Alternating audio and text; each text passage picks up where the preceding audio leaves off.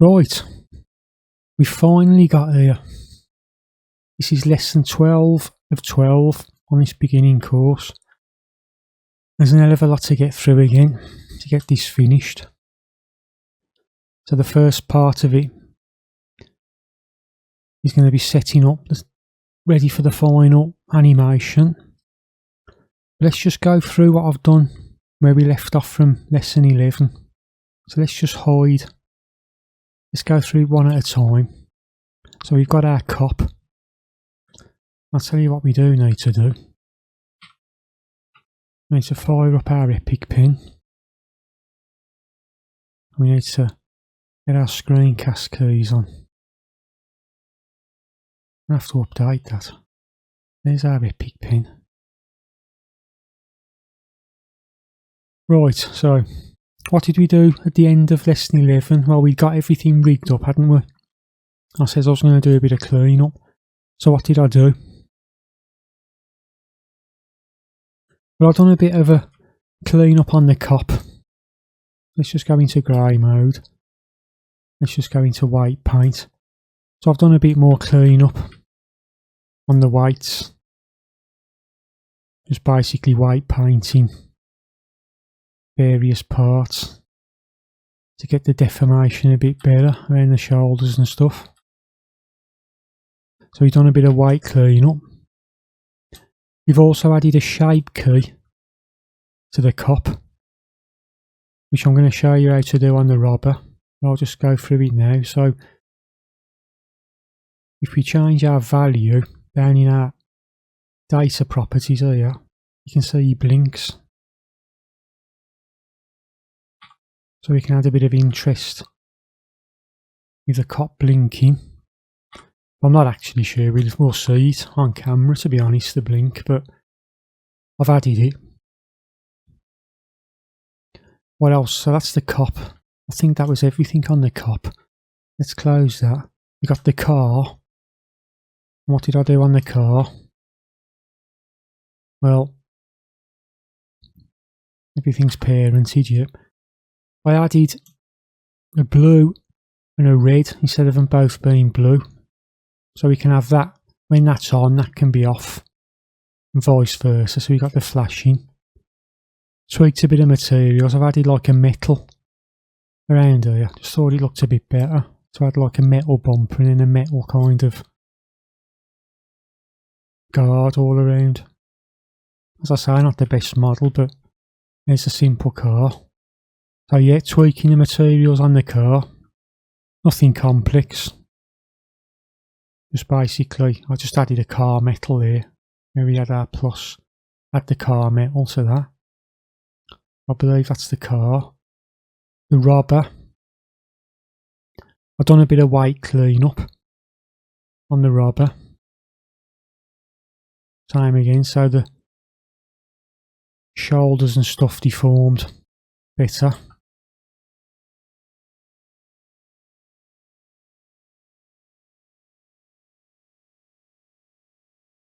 Oh yeah, a bit of a white clean up on the robber.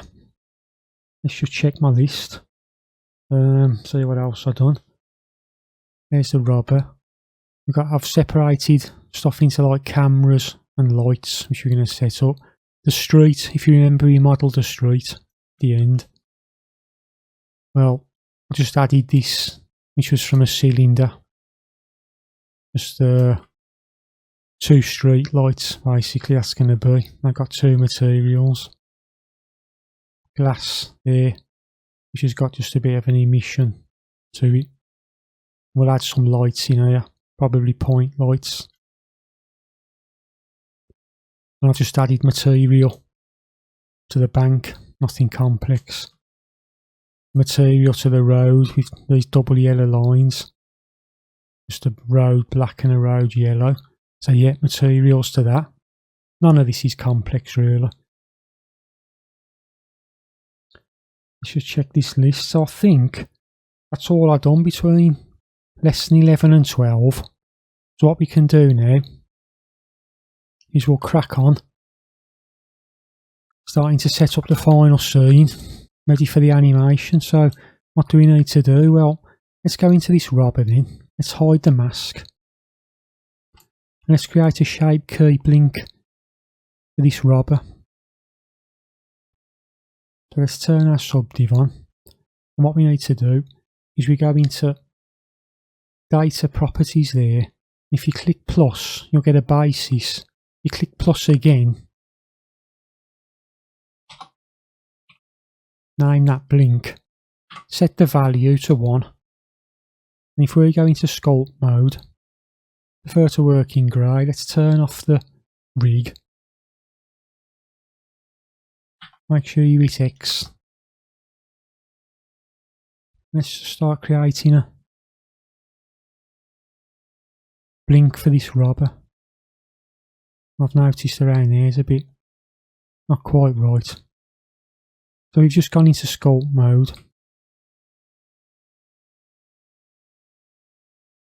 And we're just shaping this blink. Bring this up a bit.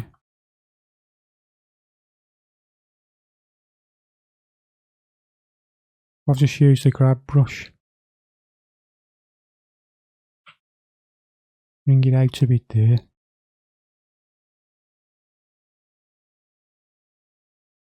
Bring that up. Bring that up there.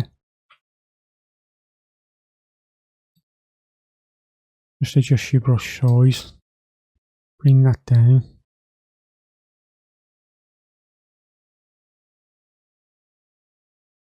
You could hide the eye.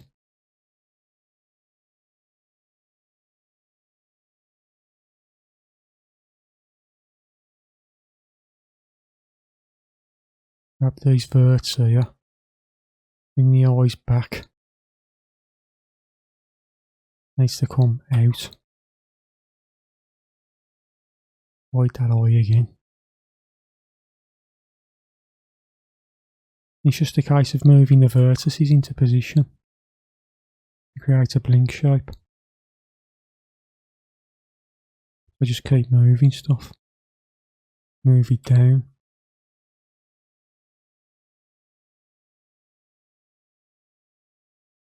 Switch around your views, make sure you've got X activated so you're doing it both sides.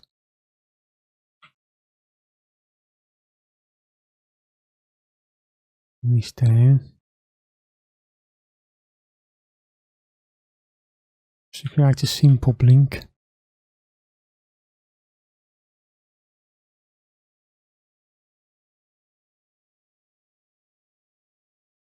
Not perfectly anatomically correct or anything like that, but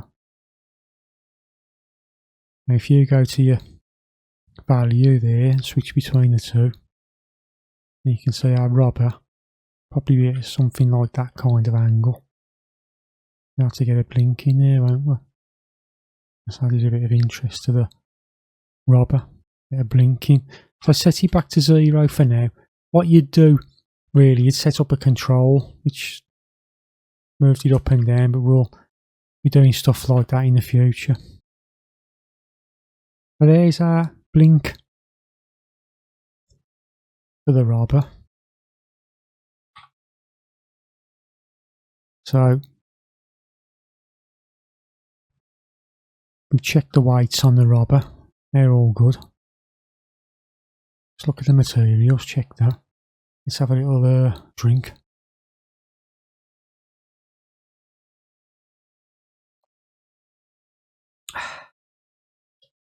So that's our shape key. That's how you go about creating shape keys. I think what we'll do now is really, we could do with adding a bit of animation on this money bag. I think what we'll do, we'll go to Shift A, Armature, Single Bone. And because the cursor was there, that's where your bone's created. Let's just go Shift S, cursor to selected, and Shift S, selection to cursor. Let's just move that. There, delete on the numpad. Remember to go to in front so you can see through it. So let's just think about this money bag. So we'll go into edit mode. We'll go to armature, subdivide, and then armature, subdivide again. Move these bones so we could have that controlling that section. We just want that to move, really, don't we?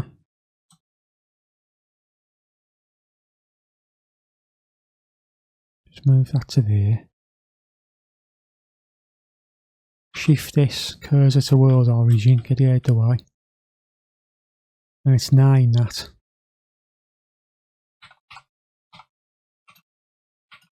Money bag rig.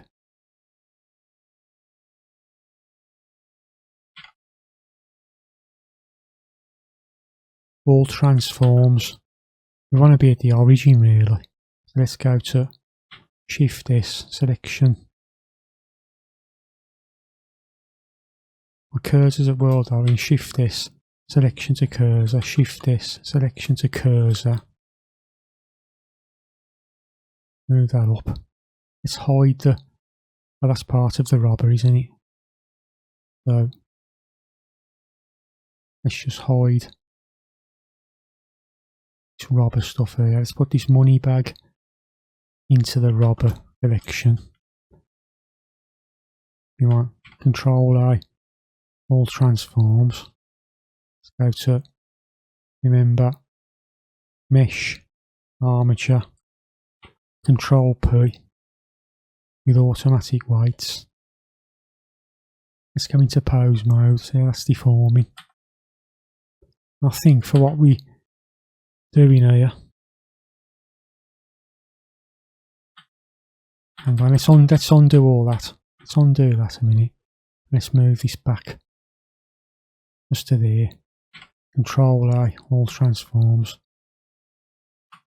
Control P with automatic weights. Let's just check that now. I think that'll do really for when he drops it. That could just move a little bit, couldn't it?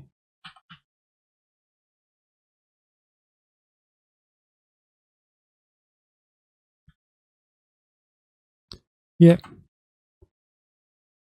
That'll do. You can't go mad on all this. I haven't got the time, there's an hell of a lot to fit in. So that's the money bag rigged. We've got all our materials on there. So what do we need to do next? Let's unhide everything and see what we got.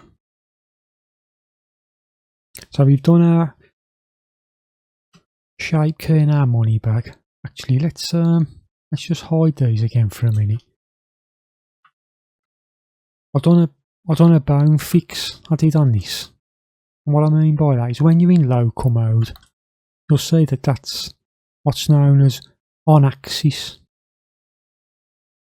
It's dead straight, you see. It's bending perfectly and it's a 90-degree angle. That arm. But this side, you'll notice that, can you see that Z there is not dead straight like this one is. It's just that when we modelled it, the hand that wasn't dead straight. I mean, it's no big issue at all. You can bend that there and then just bend it in Z and Z and you've got it. If you want it like the other one, what you need to do, you need to go into edit mode and you'll select your upper arm FK. Remember, it was the roll. If you remember that in the rigging lesson, so select your forearm OK, set that to 0. Then your hand, set that to 0. And if you now come out of edit mode into pose mode, you'll see that that's perfectly back on axis. So it prevents gimbal lock, but it's not as if it was like, it'd be concerning if your gimbal was kind of at this thing between your X and your Z. It was only like slightly off. You can get away with it, but if you want it perfect, yeah, like you just have to roll the bone just to fix anything like that. So that's that fixed on the robber.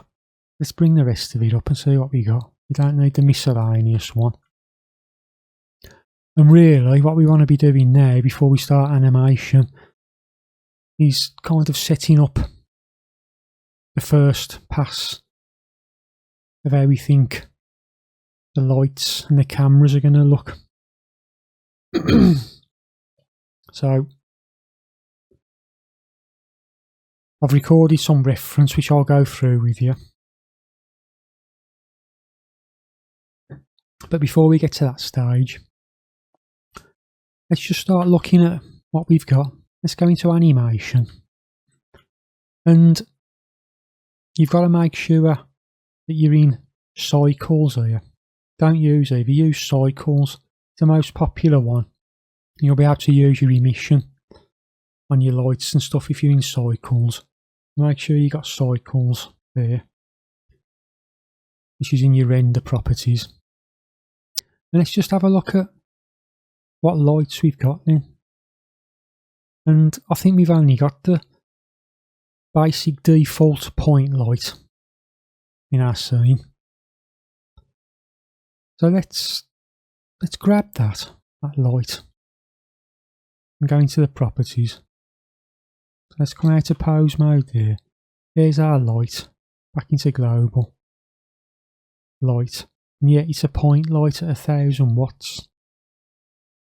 And let's think about this logically then. So this point light needs to be up here in the street light. So let's put that point light inside our street light. And if you remember, a point light just gives off light in all directions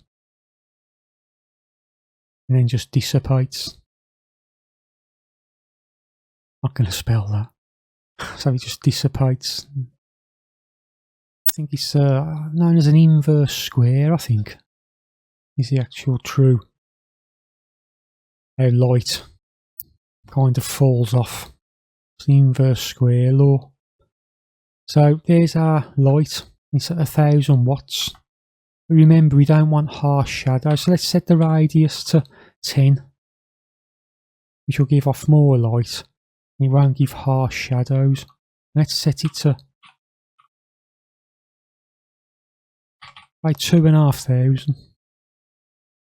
And what we want to do then is Shift D and duplicate that light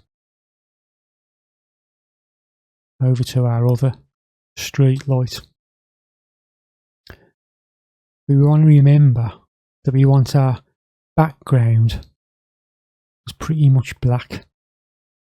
It's in the night, slightly above black. Let's try our background as 0, so we haven't got any strength off any background source. Let's go back into animation. Let's give us a nice black sky, that has, hasn't it? That's our initial setup. But I think we'll start using some of this emission.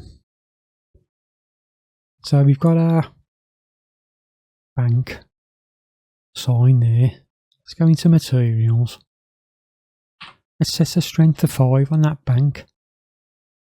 If we set that back to 1 and then 5, we'll see there in our lit mode, that's give us a bit of light, hasn't it? In the bank onto the onto the street and road kind of thing. So that's another light source. What we need to do as well is let's get this police car in the kind of ballpark, as it were. Let's pretend he's pulled in. It's at a slight angle and not dead straight. Let's just bring that closer to the curb there. That can be our... Let's just put it there for now. We'll tweak that. So there's our cop car. We can also select this police thing here. We could add a material to that, couldn't we? Call that police text. Let's have it slightly off-white. And let's also add an emission to that at 1. And that's give us a little bit of light as well.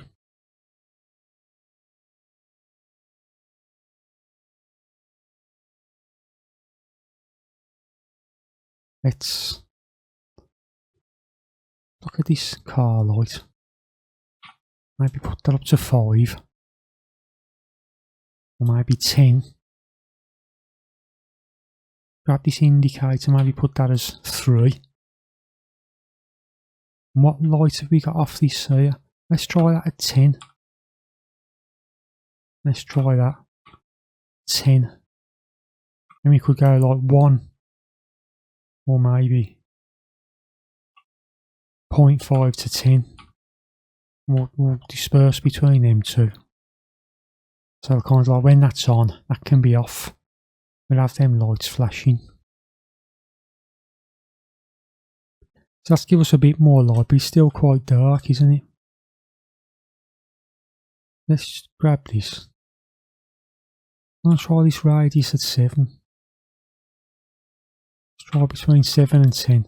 Let's leave it at 10 for now. We might need to bump this up to 3000. Actually, let's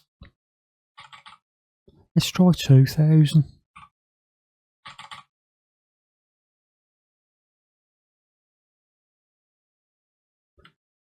And what can we do to get a bit more light in the scene?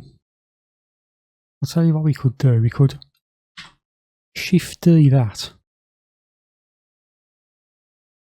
and put that inside the building, couldn't we? But obviously not as bright. We'll have the fall off radius at 1 and have it at about 250, say. Then bring it to the window. Shift D on that, bring that to the other window. And that's created a bit of a light there, hasn't it? If we move that back a bit. Yeah, move it back a bit so it's not quite, we haven't got that. We had a circle, didn't we, there? Looks a bit ugly.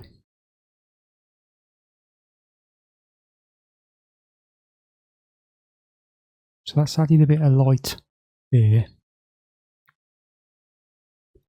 Let's just hit F12 on that and see what we got out of interest for this initial light setup.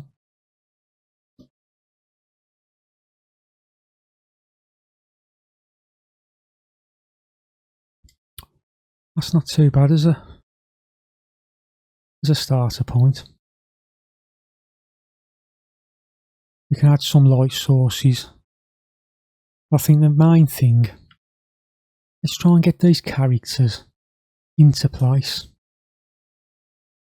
and see what that gives us. Let's grab our timeline, make sure auto keys off for now. So we want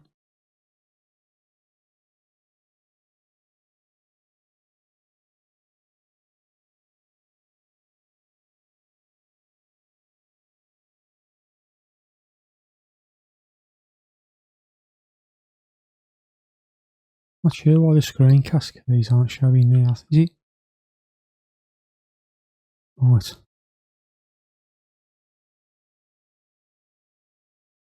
Right, so this cop, he wants to be facing the robber, this cop does. He's going to draw his gun Once I've got the initial scene set up ready for final, we'll discuss this stuff further, but let's get him into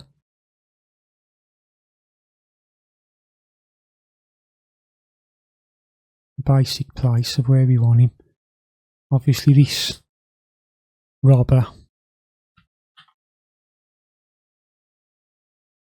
is going to be coming out of the bank. He's just robbed the bank. So let's move into around there. Let's zoom in a bit, see what we got. We could have him sort of, we don't want him dead straight. Let's bring him away from the door. So he's burst out the door and the door's open, but he's gone back a bit. So, yep, come out the door. The copper is going to say freeze. So he's there, the cop. We obviously want object set origin to geometry on this gun. Let's just move this gun. We'll constrain that to his hand. Let's just move it by his hand for now. Let's move this bag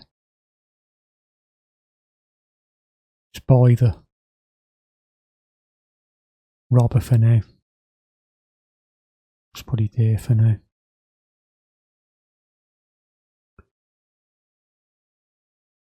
So we've got our robber has burst out the bank. Copper's about to stick his gun at him. Let's just look at the framing on this. You can work to whatever aspect ratio you want. I'm going to put this on Instagram. Start getting my Instagram account up and running on. I'm going to do most of my stuff at 1080x1920, but you can have it as what you want. So yeah, there's the framing for it. It's not too bad. We shade smooth on that. Oh. Shade smooth. And let's just let, not really worried about that for now. So that is our basic setup. The cop and robber scene. Let's just do an F12. That's not too bad. A lot of tweaking to do, but you can see we've got like the blue light giving a bit of there, bit of the redness on there. We'll do a bit of tweaking on this glass. There, we could have maybe a red light, wouldn't we, here?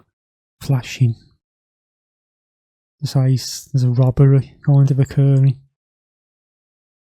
So that's the initial lighting setup. We've got our point lights here. We had a few stars here, couldn't we? But that's more of a polished thing. That's not too bad as an initial setup. I'll tell you what I haven't done, and that's Control S.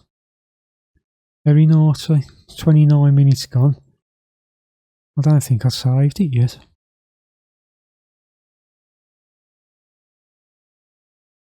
Not sure where the screencast keys have gone. They're back on now. Right, so that, I think, is the initial setup. But there's more to add on the initial setup, yeah, before we start getting a bit further. And that's the cameras. So, my idea was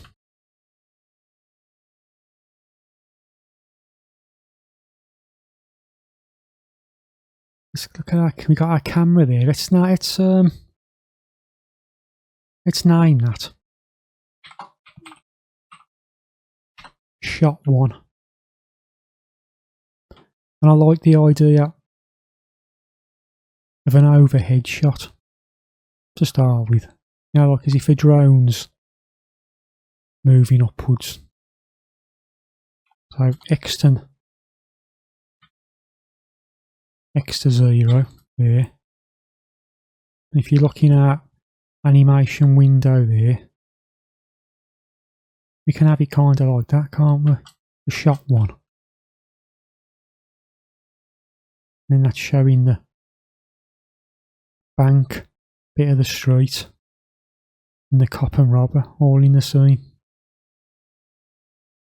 So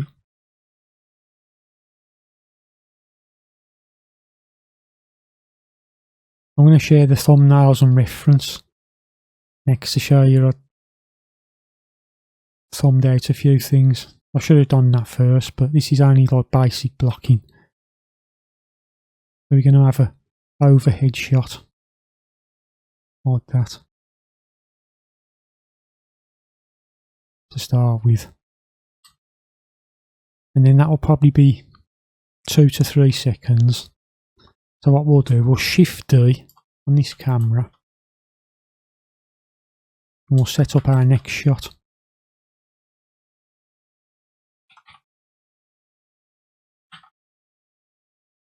Which is, let's go to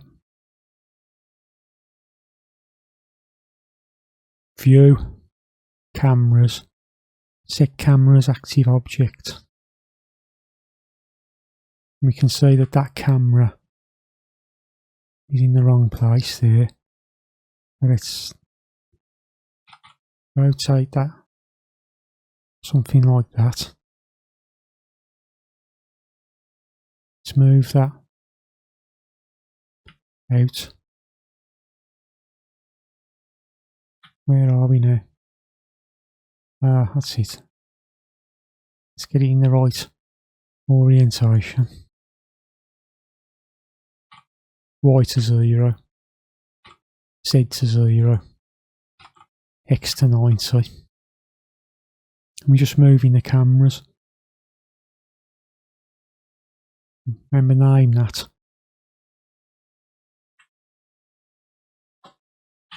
Shot 2. There'll probably be 3 shots, possibly 4, but probably 3 shots.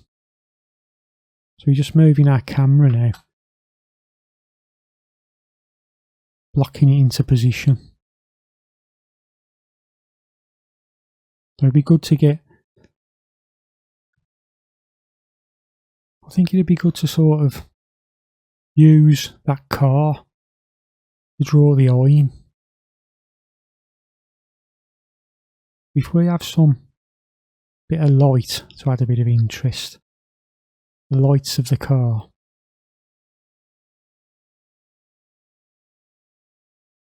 And what I mean by that, about drawing the eye, you can see that there is forcing you to look at the characters, kind of thing. Leading the eye. So I think let's just move this robber that way a bit, and the cop that way. Let's grab this camera again, maybe move it there. It'd be good to get the red and the blue in, so we've got a bit of that. That's drawing your eye to the cop. Let's bring this camera maybe somewhere there. You can see the characters quite good there. We could dolly the camera in, couldn't we, as well?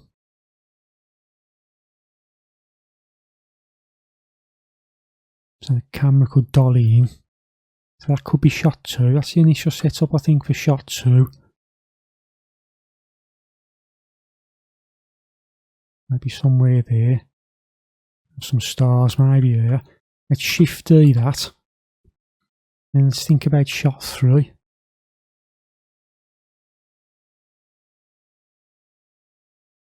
Shot 3. I think this last lesson could be over 2 hours, to be honest.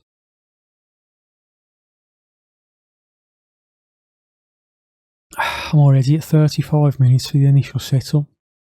So this could be a very long lesson.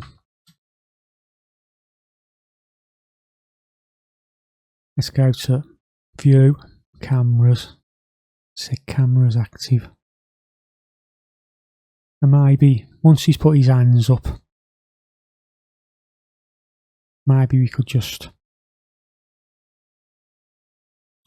move out on the scene to get an overall composition of the shot. So we could maybe start there, finish at the edge of the street plane, for example.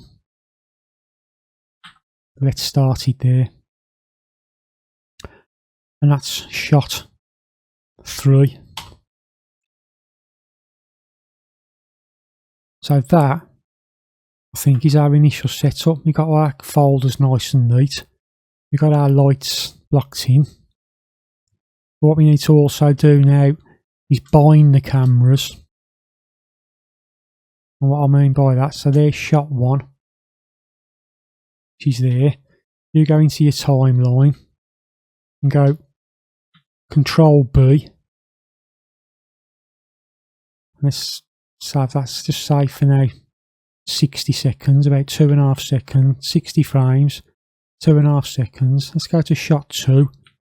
Control B. Make sure you Control B in your timeline.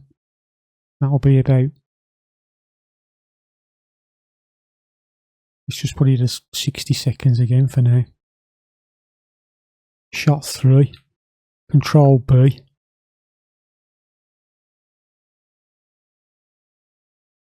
That switches between shots then. So the initial blocking is going to be shot 1, and the camera will move up. Shot 2, then shot 3. We'll obviously animate these cameras. We'll obviously be animating the lights as well. So let's just do a couple more minutes light tweaking. So I'm just thinking maybe we could duplicate this light.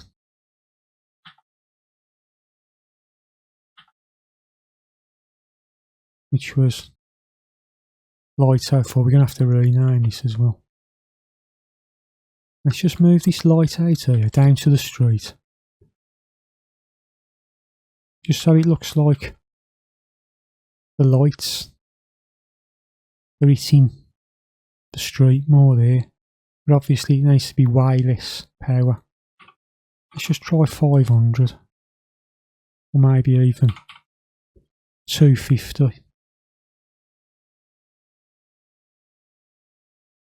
Radius at 15. And let's just give a little bit of light, hasn't it, there? To the road. Let's just try the radius at 5. No, that's too spotlight. I need that. 15's not bad. Power 200.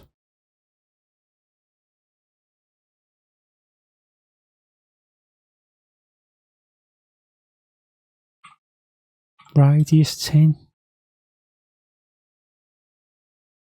Now let's leave it at 15.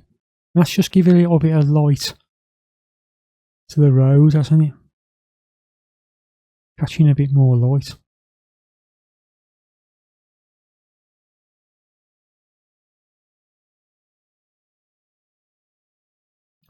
So I think that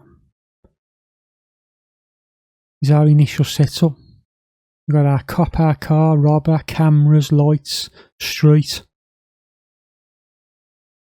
Let's hit F12. Let's see where we stand. F12.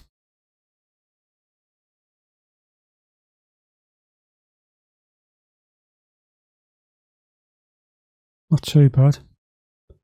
Nice to add a few stars there, wouldn't it? We've got the lights from our car, and I could maybe do, they're going on and off flashing, so that's going to look quite cool. Let's just look at F12 on this shot. That's pretty cool. We'll bring his gun up and say freeze punk. He's going to put his arms up, surrender and drop the bag. And the initial shot, just as an establishing shot, is going to be both standing there like that. So that is the initial setup.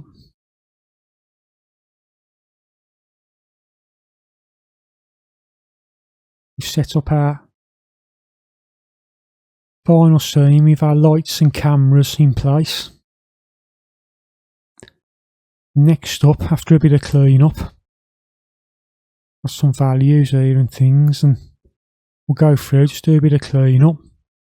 And the next thing we need to do is come back and start discussing our reference and start blocking these animations in.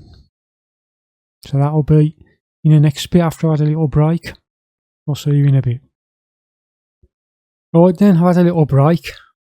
And we're back on this scene. So what did I do as well just before I started back on this? Well, if I hit F12,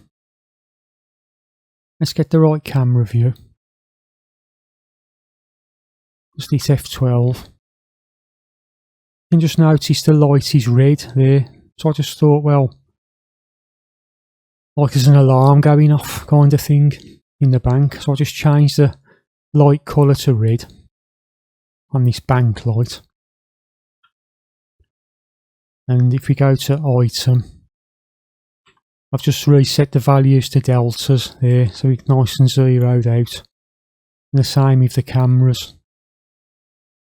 I've just set the values to 0, so when we animate, obviously if we control A and put all transforms, we'll have our pivot down at the origin. So I've just set them to deltas with the control A. And yeah, that's all I've done really on that. So what we need to do now then, we need to start blocking our animation in. So what we'll do, we'll hide this car. That's out the way so we can see better. Let's have a look at this street. Click the bank. Let's hide the bank signs for now. Just clicking H to hide stuff there. We'll come out of lit mode so we can see it better. I like to work in grey there. So we got our cop. Let's go to shot 1, first frame. I've noticed we got values on this rig here. So let's control A, all transforms on that rig. Actually, we'll undo that. Control A, all transforms to deltas. It's not a biggie there, but let's just do it right. All transforms to deltas. So our origin for the master control is where we put it. Gun's not moving, we need to constrain that. So there's a lot to do, a lot to get through here. I think we'll hide the robber for now. Let's just get the cop blocked in. So what we're going to do then, we'll hide these as well. I think we'll hide the lights, hide the cameras. So you're working nice and cleanly there now. Got stuff out the way. So what do we need to do then? Well, we need to analyse this reference, don't we? So I've recorded a reference that you can download. Let's go to, I have to rename that, let's go to open with VLC player, that's what I prefer. And I'll give you links in the description for this VLC player. So this is our reference. Let's just loop this reference for a minute. Freeze, punk. And let's put that to Freeze. always on top. So when you click your interface, that stays on top. And you want to go to resize interface to video size. So if you press play without doing that, it'll keep going to full screen. So yeah, VLC player I like the best. The only downside is you can't step backwards.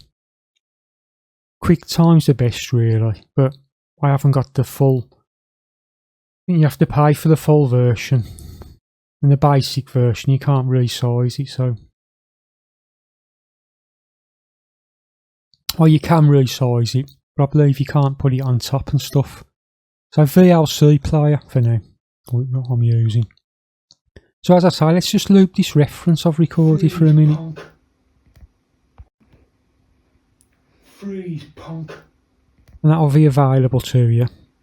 Freeze punk. So that Freeze is the punk. basic reference. Freeze punk. But when we're analysing reference,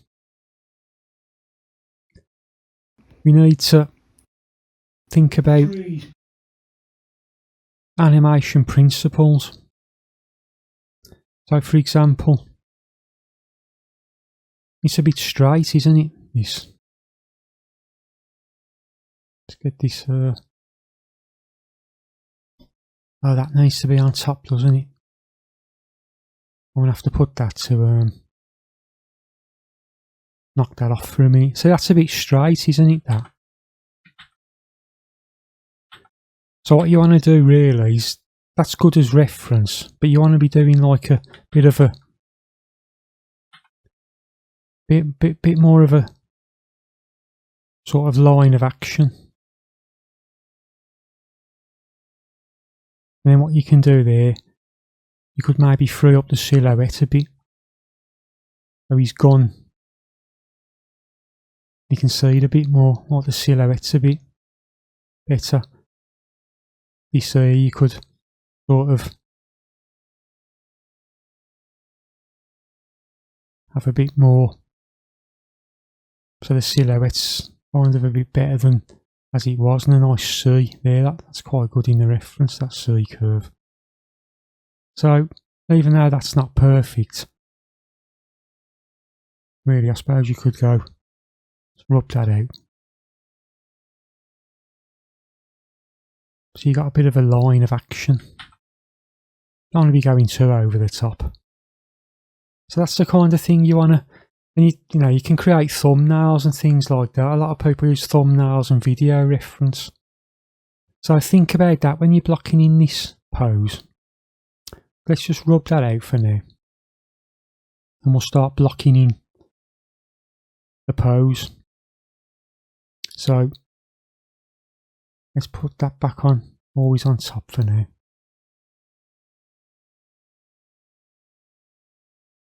And we've got our view there. And it's going to be pretty much the same in shot 1. Let's just go into shot 2 for now. We want to be able to see our camera there and our video reference.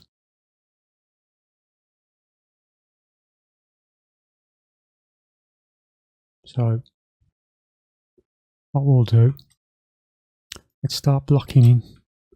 So what we want to do, we want to go into, first of all, there's a lot to get through here. We want to go into our running man. We want to turn off our, they're turned off here, def bones are turned off, so make sure they're not visible. We've hid the controls that we don't really need for now.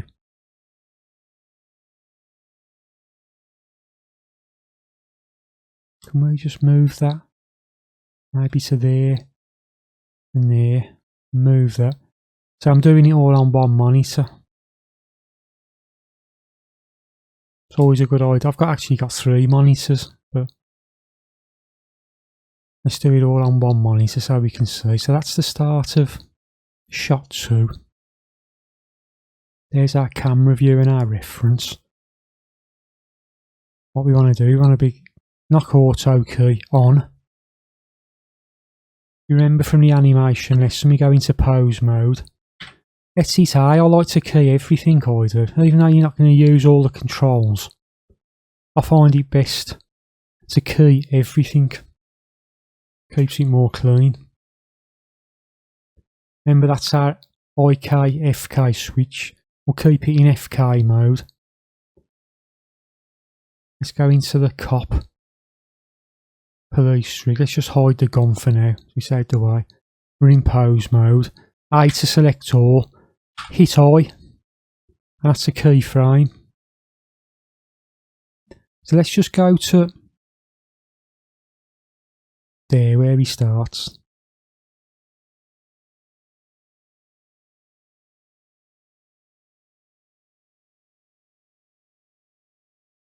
And think about the line of action. So we'll try and get a bit of a contrapposto pose kind of thing there.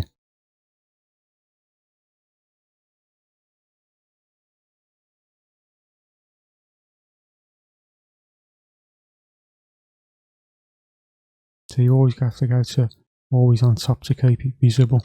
That's why it's best to have a second monitor for your reference. So we're in pose mode then. As I say, I, with it I. So let's start getting this pose.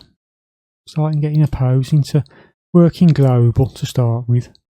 Let's move this shoulder up a little bit and this one down. Let's rotate. Actually, local's probably better. Just local is how it all acts in the graph editor. So let's start trying to get this basic pose into place. This arm. And you'll probably still see issues with the weighting. So sometimes you have to go back in, polish the weights a little bit. We've got it into a decent enough place. Let's just bring these arms down here. This control here. Let's move these out a little bit. His arms more by the side.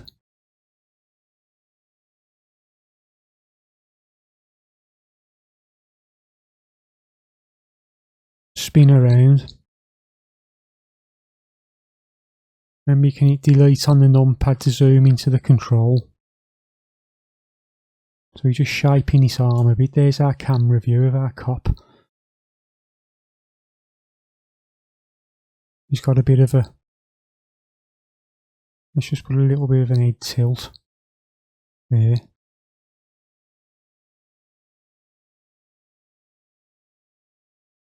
Let's try and put his hip like that, so you got a bit of a, like I say, the contrapposto pose, so it's not as linear.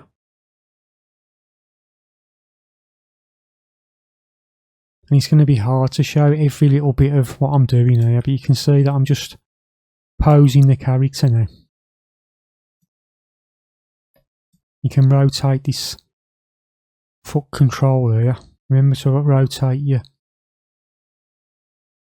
pole vector so the knee goes along with it. So I'm just using the translate and rotate controls here. Make sure you got auto key on. And I'm just moving this cop around. So in the camera view, it's kind of like matching this reference, but you got to think from an animation perspective and not have it quite as linear as it is. Try and get a bit of a line of action to it. And it's not going to be perfect. We haven't got the time for perfection. Let's see what we can do.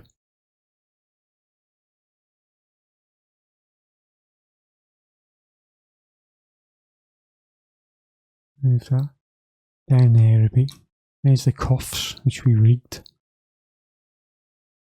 Let's move them about a little bit.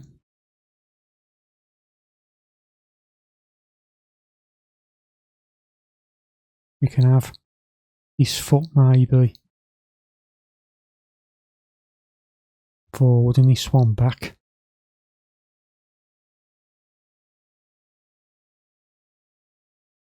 Kind of like so he's got a bit more authority.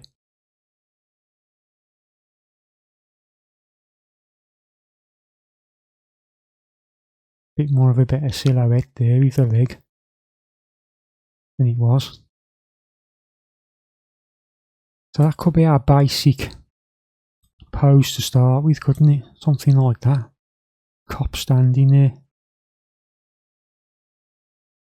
We could bend this hand a little bit so it's not as linear.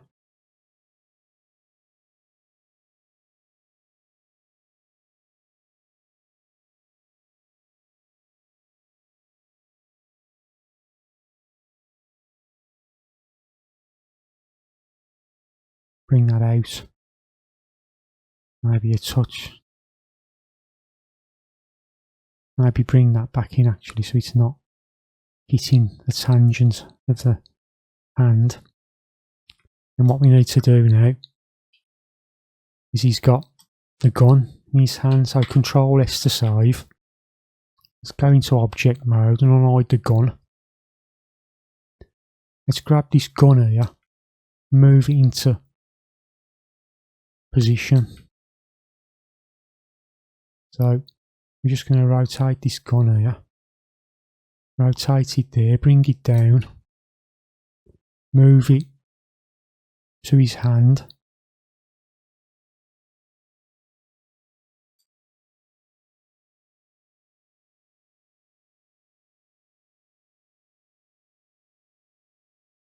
Move it to his hand there.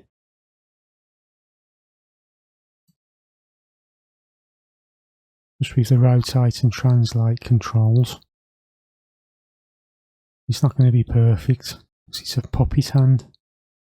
So we've got it into place there, this gun. We don't really want a key on this gun. So let's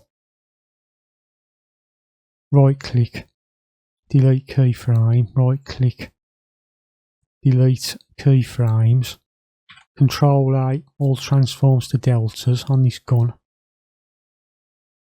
Then we need to constrain this gun to one of these controls.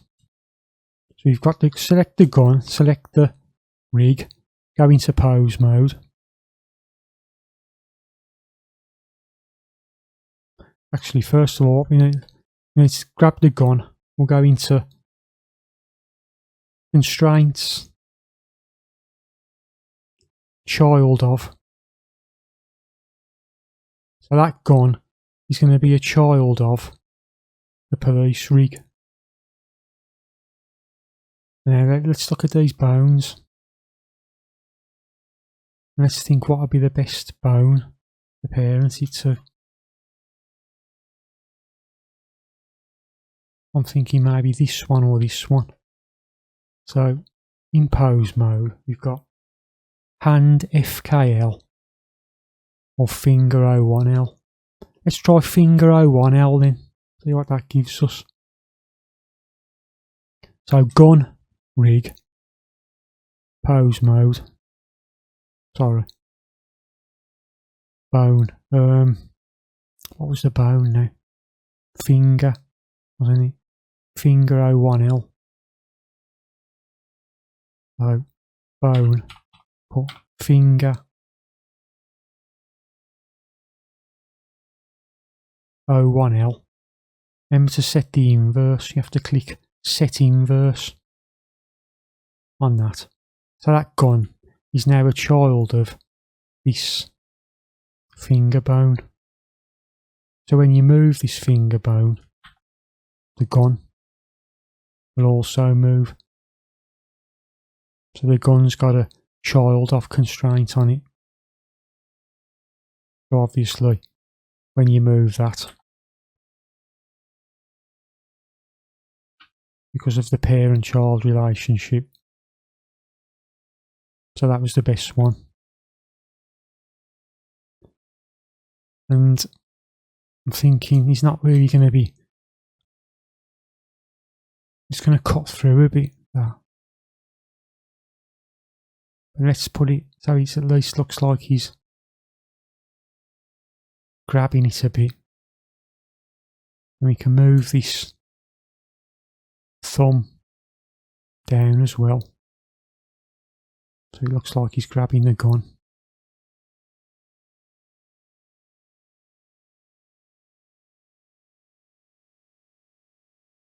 You can actually use translate on that as well if you want.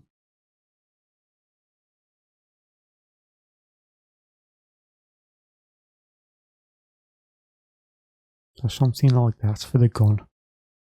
Pop his hand around the gun. Let's look at it in camera view.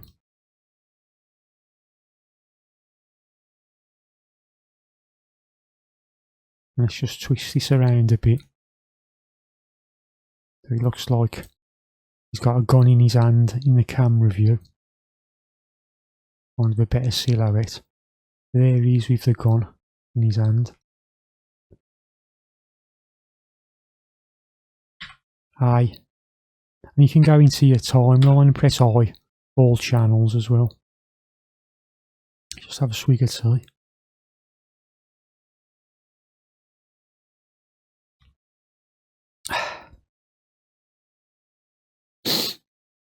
So there's the basic first frame of the cop standing there.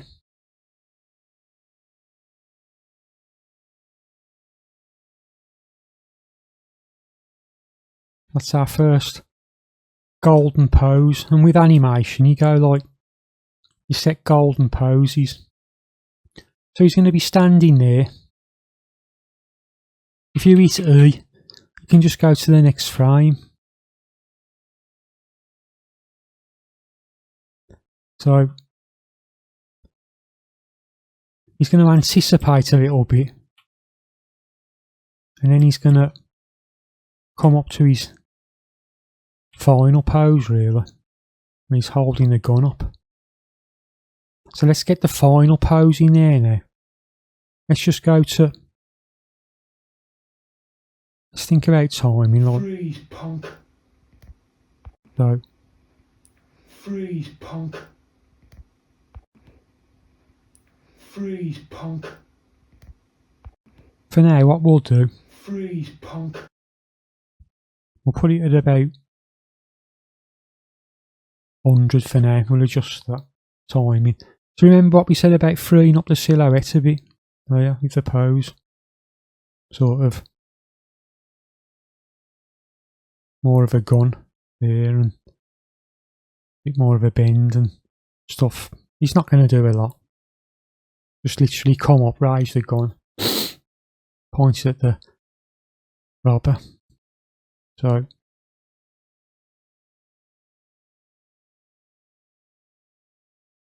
make sure your auto key on. I to insert. This can be our next pose now.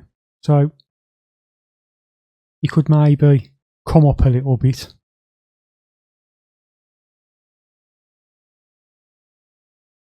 And go to the side a little bit so the weight's on his foot. This arm. And create more of a C curve, which is a bit more appealing.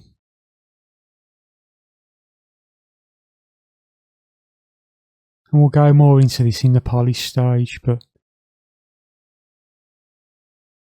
you still need to get your golden poses correct. So if his head was going that way on the first pose, and it's the down arrow to go between poses, his head could go the other way, couldn't it? As it comes up.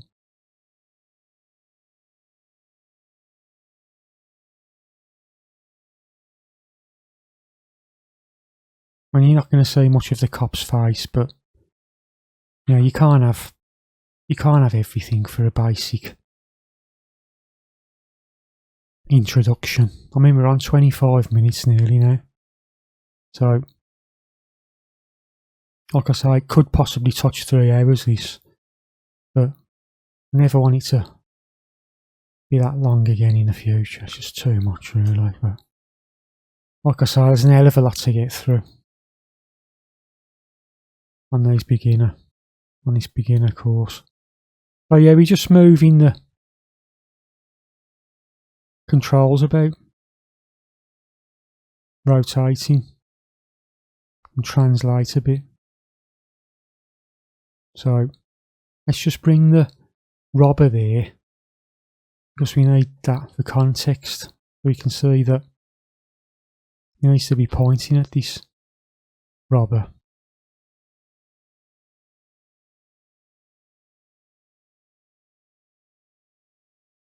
So really, I think this robber should be more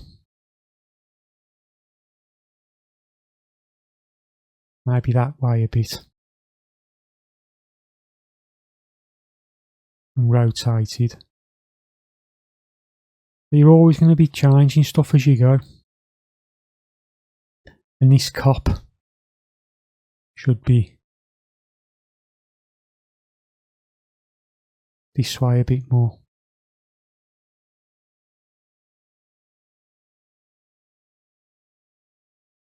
So we need to copy and paste that master control there. And really you should set and forget this master control, just key it once. So that feels better, doesn't it? You can see the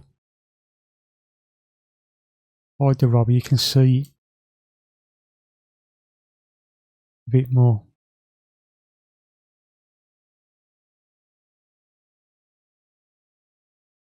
So the shoulder would come up a little bit here. We've brought that way. Maybe that arm could come out a bit there, and there, and there for a bit more of a C curve. I don't think there was much Freeze, punk. movement on the feet if you look at the reference. Freeze, punk. Freeze, punk.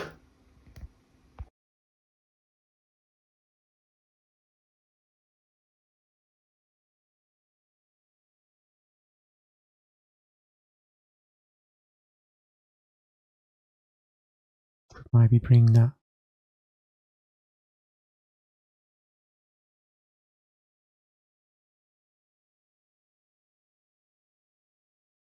So yeah, just keep going round and moving your controls about. We could bring that up just a touch, couldn't we? So freeze, punk. Freeze, punk.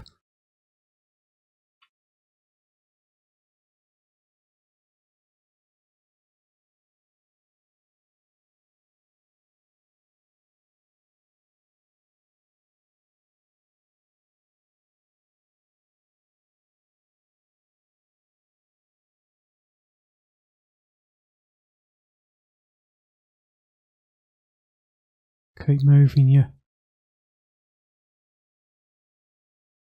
controls around. Just bring this robber back for a minute.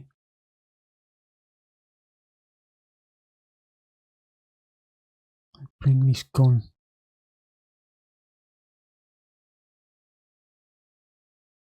Yeah.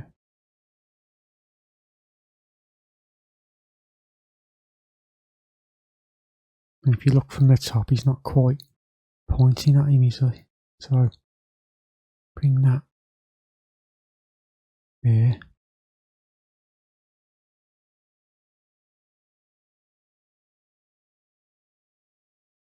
Round there. Bring the hand control up a little bit. Maybe just bring that out a bit.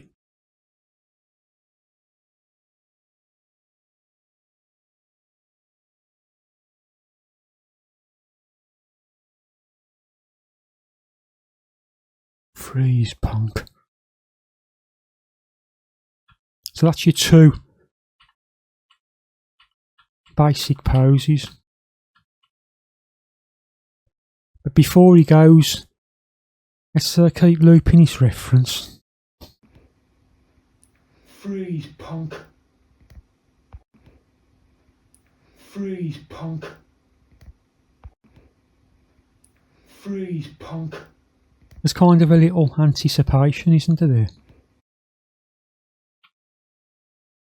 If you hit E, you can see he's going like down and then up, like a little anticipation.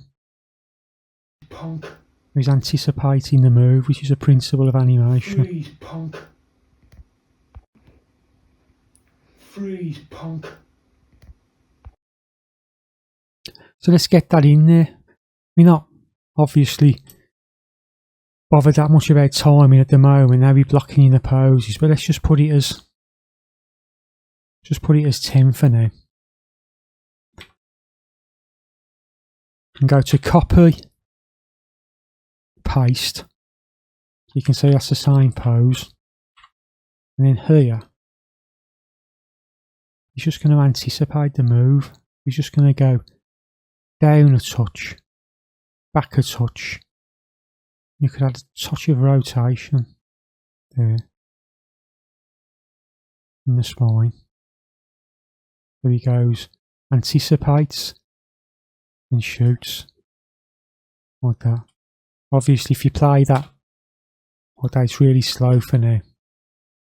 Use the arrow key, you'll just see the poses. So anticipate, then up.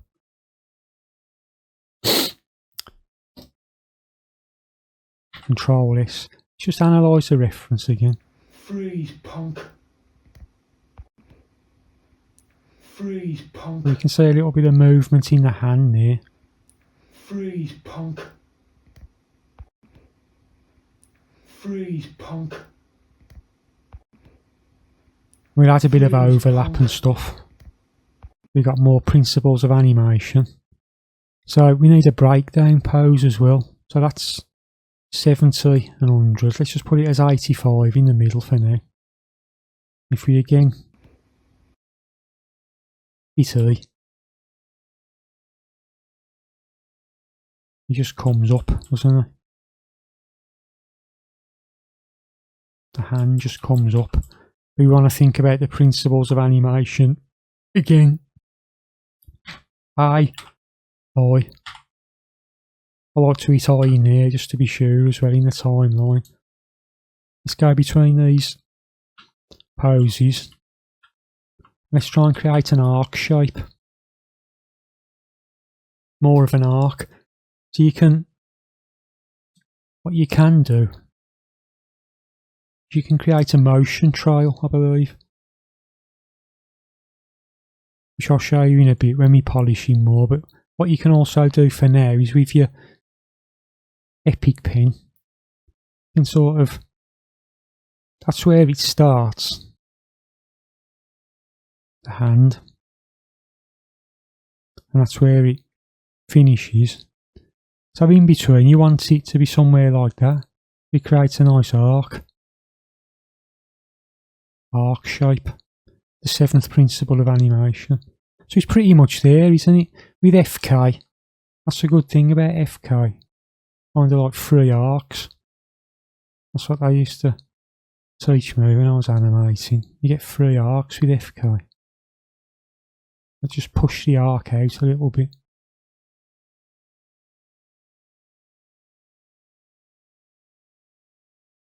You could just bring that out a bit to free up the silhouette on the gun as it's coming up. It'll be like arcing round like that. So that's the main golden poses. You got your golden poses, which really is that and that. You got an anticipation and a breakdown. And you can add more breakdowns and things and adjust the timing and stuff. But we've got to work fast, so I can't show you every bit of the process. I'm just showing you the basics of how you go around animating and keying characters. Just finishing me tea.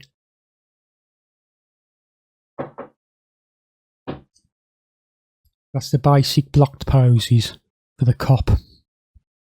We've blocked in some poses. I think what we should do now to tell the story is blocking the robber poses. So let's just get straight to that. There's the cop, freeze punk. We're going to get some proper audio, you know, that I've got. So there's the cop. And what we want to do, we also want A for all. We want to go to copy, paste. And by doing that, in the first shot, you'll be in position. And what we'll probably do in the first shot is a bit of subtle breathing. So he's standing there with his gun, and there's just a slight movement of him breathing. That's what we'll do for shot 1. As I say, shot 2 is blocked in there on the cop. And once his gun's up, that'll be it. He won't go back into the pose, he'll just stay in that position as we fade. We'll leave that for now. I think what we'll do is we'll hide the cop, we'll Control S to save, and we do the same kind of thing on the robber. So we don't want, we want to delete them keyframes on the rig there. You don't want to be keying that. You don't want any keys, you want it nice and clean. You only want to be keying in pose mode, especially if you're working in games. Remember, go to the running man, DEF, turn that deform bones off. There's our robber. So what we'll do, we'll close our cop reference and we'll load our robber reference. There's our robber reference. So let's just loop that. So there's a bit more to this robber than the cop.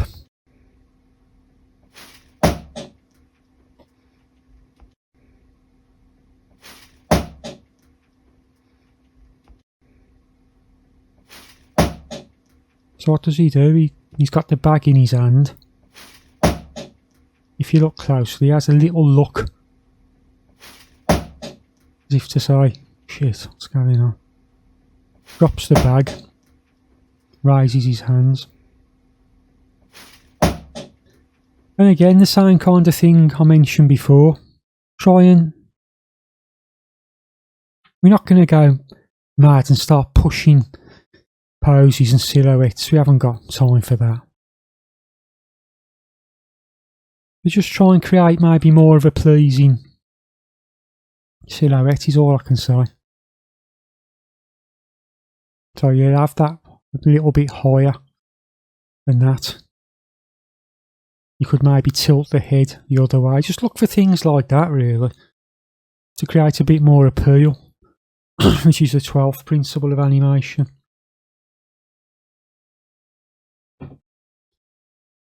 But like I keep saying to you, and I apologise, I can't go truly in depth with pushing poses and things like that in this beginner series. That's going to be a bit later down the line. So let's remember, go to always on top so it stays there. And let's just go to frame 60 like we did with the cop. Make sure you got your auto key on. I to insert a keyframe. Got our camera view here of our robber. Pretty cool, that robber character, I like him.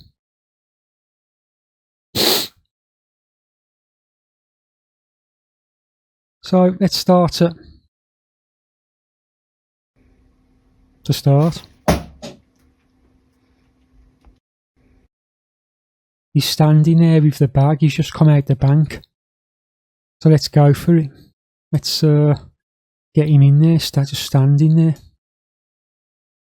Let's bring that a bit closer there. Let's go into local mode. Let's try and create a bit of a contrapposto effect there. You could maybe tilt this head a little bit there, maybe have him looking this way a bit. Let's grab our shoulder controls, let's bring them down. Remember, if you hit X, you can move them both, but you don't have to do that because it creates a bit of variation if you don't. So we're just looking at the reference. We're trying to match the pose, but do it with a bit more appeal than the video reference. Let's just hide this money bag for now.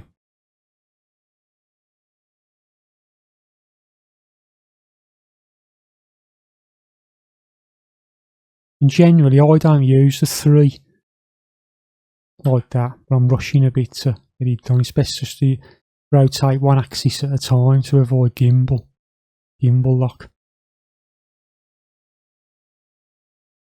Let's just create more of a natural hand look. Always be looking in your camera view.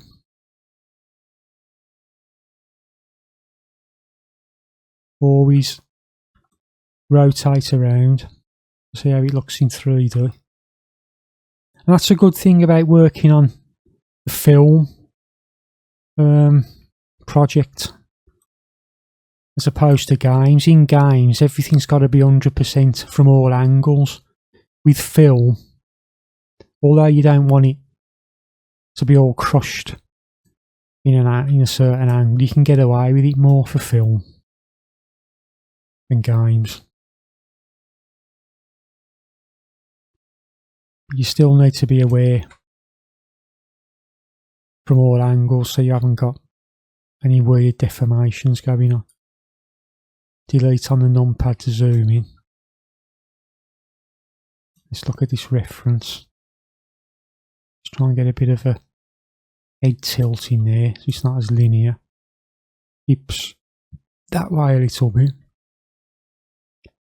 Let's bring the root control down. Control S to save, always remember that. Let's bring the feet out a touch.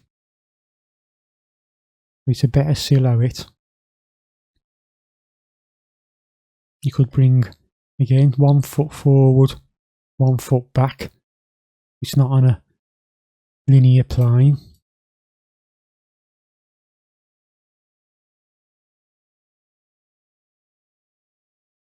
And obviously, in the reference, he's got the bag in his hand. And things like that, look, you need to clear up on, do a bit of white painting around there to clear up the deformation a bit more. That's just part of the 3D process, I'm afraid. There's a hell of a lot to do and take in with 3D work. It's a constant battle. Labour of love. 3D. If you don't love it, don't bother, find something else.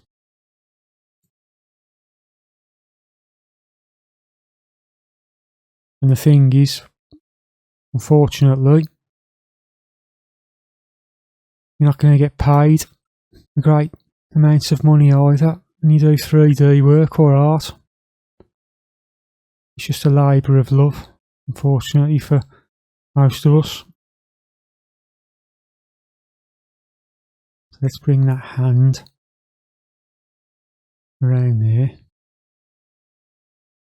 Hand's looking a little bit funky, not quite right. Let's maybe bring this down there.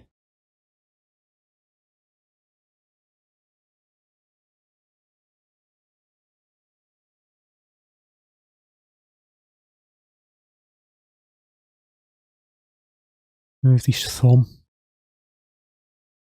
Old Tom Thumb. Who was he now? Tom Thumb. Was it a cigars my dad used to smoke? I remember Tom Thumb from somewhere.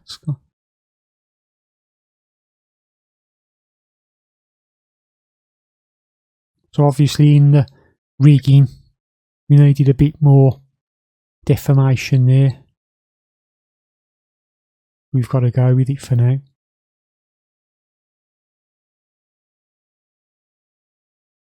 So that kind of thing, holding the bag. Let's just try and match the reference a little bit better. We've got the bag. There, we can fix the thumb once we've got the bag in there.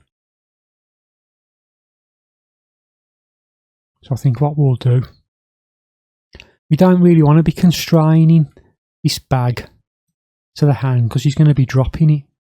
So let's just keep it simple with this money bag. I think what we'll do, remember to always check that. It's a constant battle. It's resetting your transforms. So there's our money bag. We'll go into pose mode, and I believe it's the root that moves everything.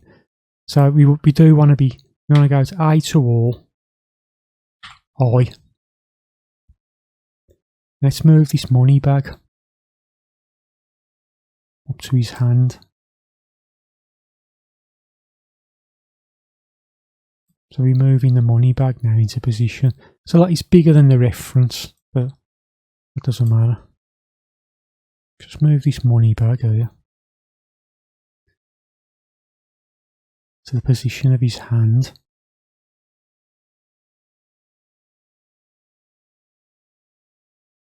Yeah, that's not too bad.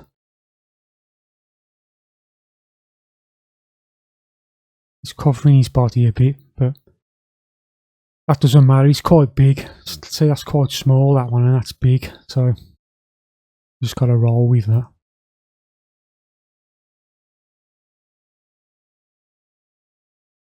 I guess we could constrain it, couldn't we? And then maybe break the constraint.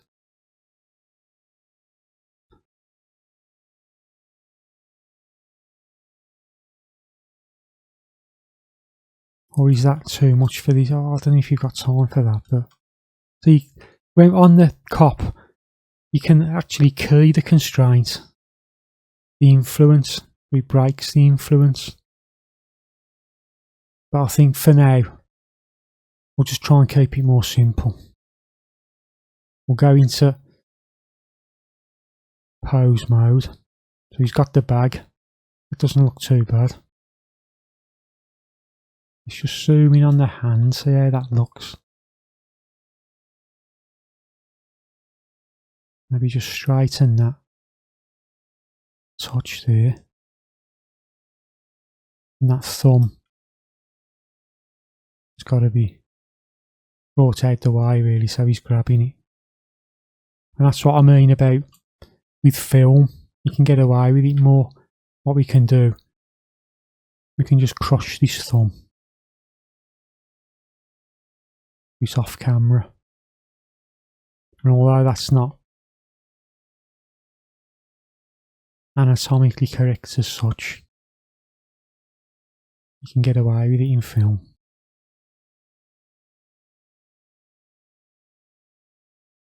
Because you can't really see it, can you, there? Let's just cover it a bit more there.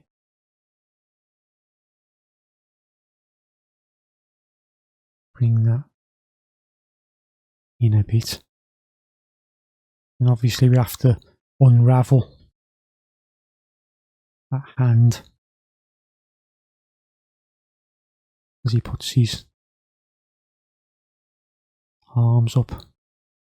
That doesn't look too bad. That's, at least it looks like he's grabbing the bag, which is what he's doing in the reference. So there's your reference, there's the golden pose. He's got a little bit of a tilt in his hip, a little bit of a tilt there, his head's going the other way, so you got a bit of a contrapposto effect. You're tilting,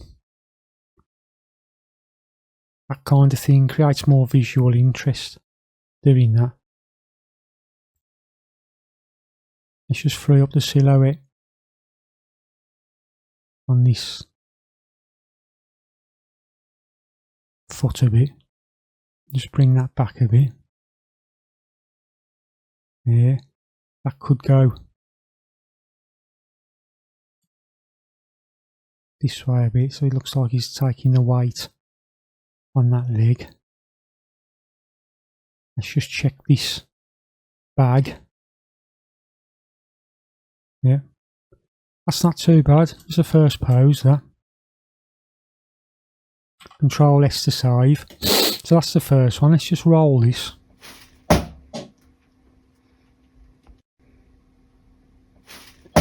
If you look closely at that reference, he has a little glance to the right, doesn't he, as if to say what's going on.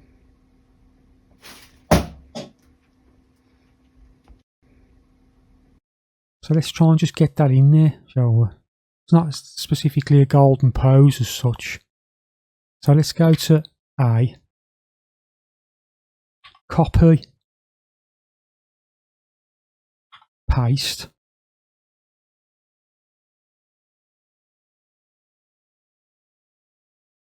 And then maybe 5-6 frames later, paste again. So he's standing there, nothing's happening. Then he goes to the, he looks to the screen left a little bit, as if to say, shit, been cool. And what we'll do, we'll try and get a blink in there as well. We've got to remember to time this in line with the cop, haven't we? So just a very slight tweak to the side. I think we won't move the hips because it'll move the bag. Let's just have a little, just a head glance there.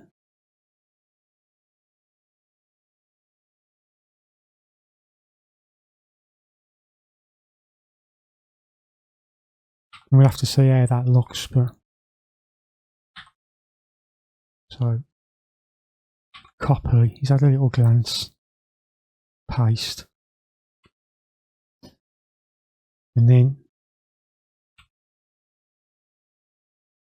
he drops the bag, so a little glance, there's a little glance which holds,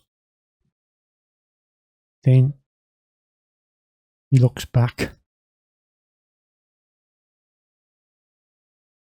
the cop,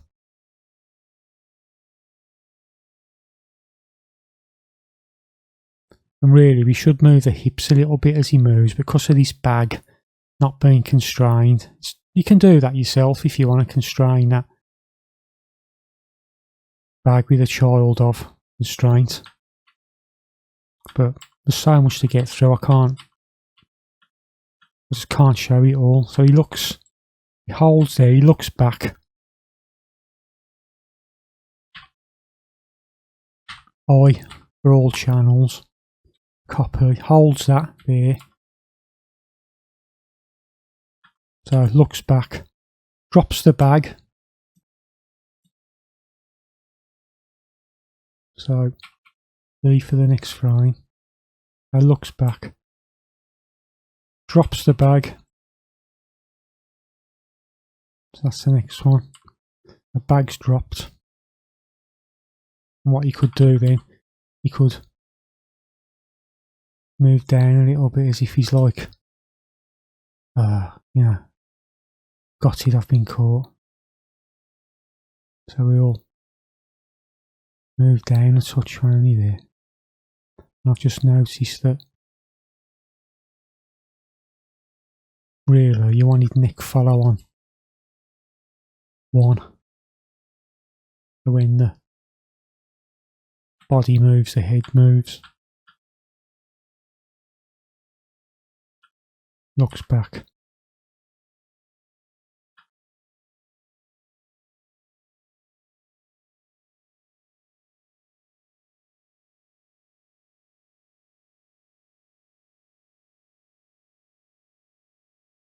So he looks back. I think because we've done a head follow, there's ruining that pose there. So let's just delete that. He's looked back. Copy. Oh, don't crash. What happened there? Oh, Blender went a bit funny there. I'll copy that. Paste that. So he looks back. And then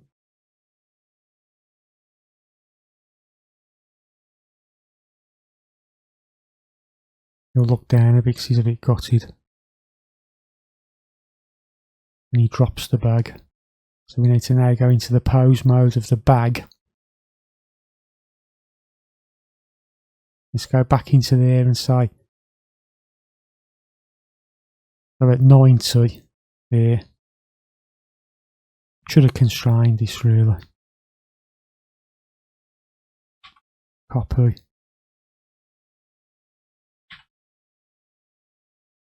Copy. Paste on 90. And at 96, so we'll have to adjust the timing of the robber and the bag when we do polish on this. At 96, all channels again. But this bag is going to hit the floor.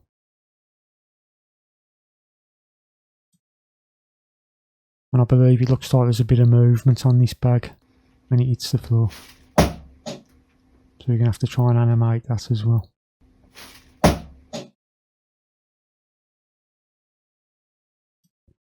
So the golden pose, after he's dropped the bag, he puts his hands up. That's the final golden pose. Sorry, I was just moving the bag there by accident. So the bag hits the floor. Control S to save. So, bang.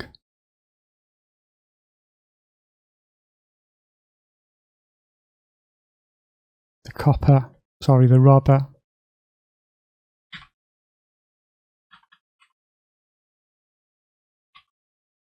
So somewhere around 105. Copy. Paste. So it holds for a bit. And then he'll surrender. So again, all channels.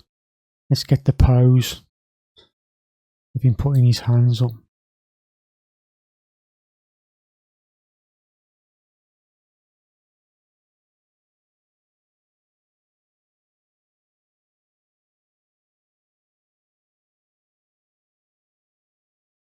So he could tilt back at first a bit. Remember as well that when he drops the bag, you need to get in the hands opening.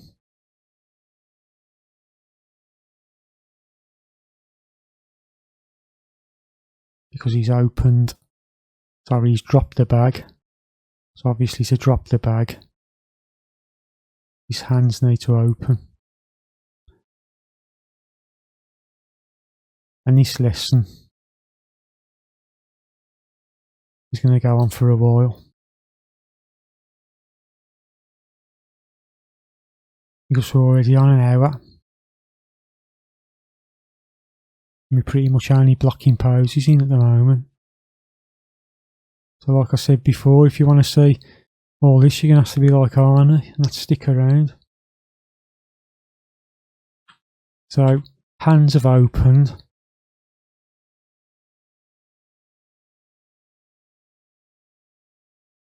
Let's just look at that hand there.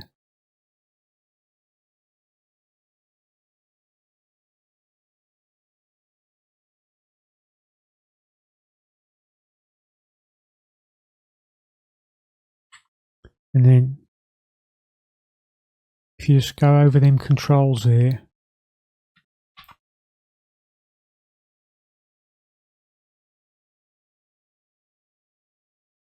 copy, paste,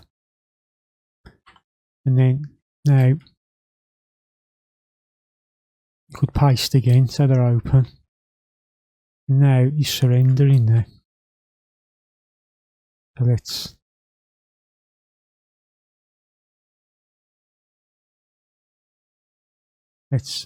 Alt R and Alt G Alt-R and Alt-G, and that resets the shoulder control.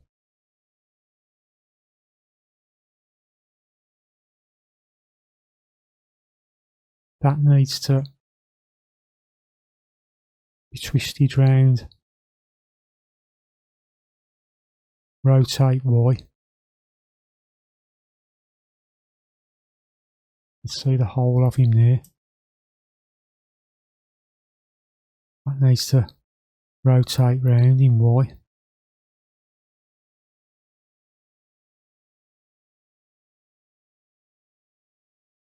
He's sticking his hands up, surrendering.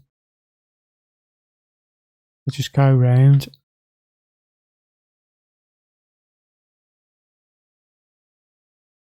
And mimic the reference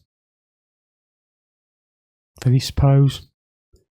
And what I'm going to do now, because it's been 1 hour, I'm going to have a little break. I'm going to carry on blocking in the rest of this pose. Do a little bit of clean up. And when I come back, I'll tell you what I've done. But you want to just go round. Use the rotate and translate controls.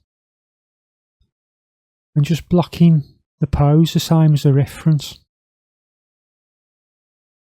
With a little bit more appeal to it.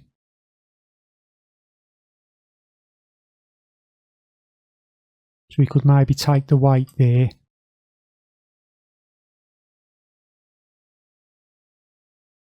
And just create a bit more of a line of action, for example. So yeah, just keep going round, checking all your views, and mimic that last golden pose for the robber. So I'll do a bit of clean up. I'll be back soon. Right, I'm back on then. Had a little break. I've done a bit of clean up as well before I got back, and added a few little things. So what have I added? Well, there's a mouth there for a start. I've just duplicated the cop's mouth. Reset the controls. Painted the white on the head to this mouth, so this robber's got a mouth now. Nothing complex in it. We've gone through how you do it. Just a case of duplicating a copper's mouth, parenting it to the, moving it into place, parenting it to the robber's rig, white painting. And I've also added a few shape keys, just a default one, and then sad, so the mouth goes sad, which we can key. You should know how to do that by now. I've added the mouth to the side a little bit so it's not dead in the centre. A little bit of contrast kind of thing, not as, keep saying it, not as linear. But anyway, so I've done that. I carried on posing his hand sticking up. I also added, I had to unhide the deformed bones to paint that mouth in. I'll hide them again. I also added another pose there, so his head goes, it's not in the reference, his head goes down a bit, so he's crestfallen and gutted.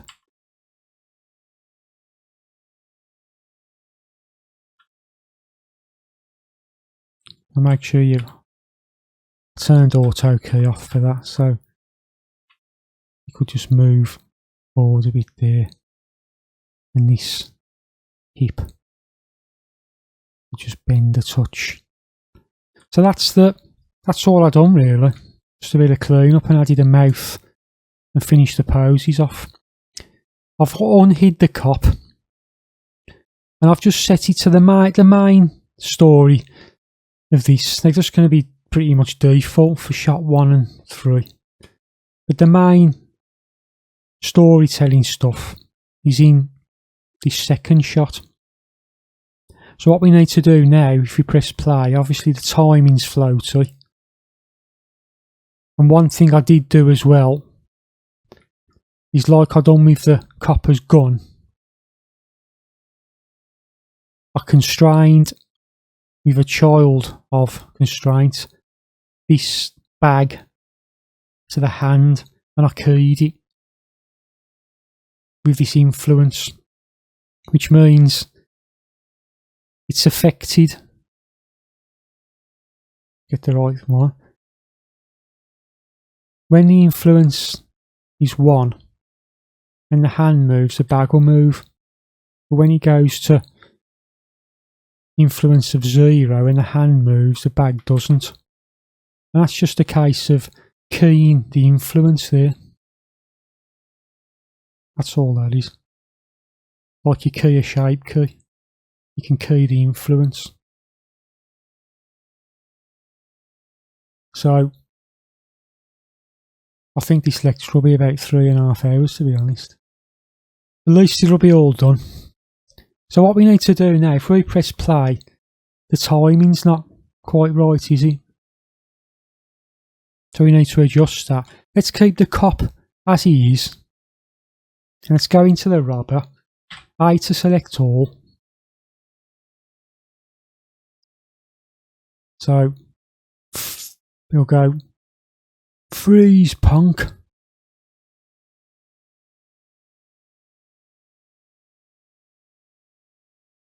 So when he says freeze punk, he doesn't really want to be doing it. So he doesn't really want to be doing anything for a while. So let's move these keys. We can simply grab the keys and just move them in the timeline. So let's start just shifting the keys about, simply by dragging over them and just moving them.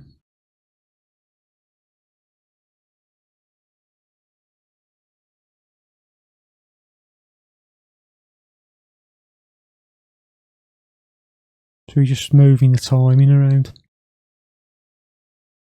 to tell the story, and you'll be moving timing a lot with animation. He brings his gun up, and as the gun comes up, he's saying freeze punk. So really, the gun comes up there. He doesn't really want to be dropping the bag until around frame 100, really. Round about frame 100. Let's go back into the cop, into pose mode, and maybe set that to 66, and then bring this back a bit to about 90. Freeze punk. Freeze punk.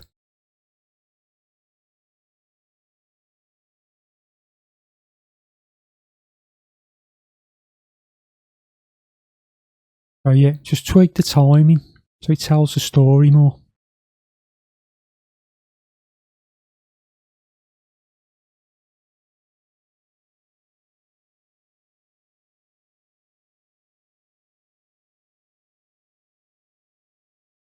Say 95. So freeze punk, drops the bag, looks, hands up.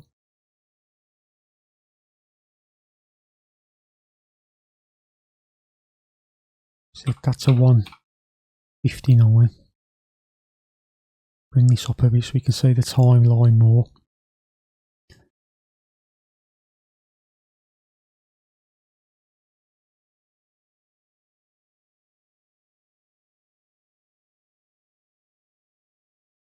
But remember that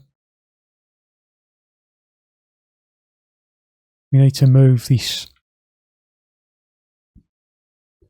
bag as well to match when he opens his hand. So he opens his hand around there, so we need to move this really.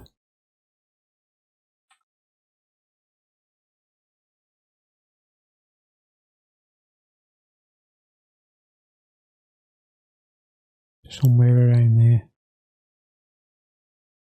Hand opens, drops the bag. Now because we keyed this rig, we also need to move that. But obviously because we haven't paid 100% attention to the keys we've been moving here, we need to move these keys around now. So A to select all. So cop comes up, freeze punk.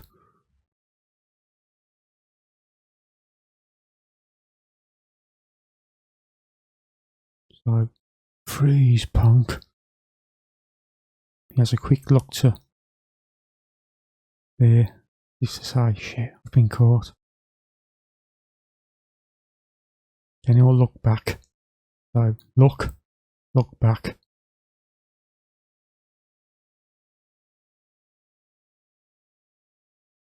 We're going to have to move the bag again. Unfortunately, we should have keyed that after, to be honest. I think what we should do, really, let's do it properly. Let's go to pose mode. A. Let's just delete everything on the bag. And we'll do that again. We'll do it again. The bag. Let's get the timing right on the robber first though. So A to select all. Freeze punk. Let's bring this in so we can see it better. So freeze punk. He looks to the screen left. Pauses.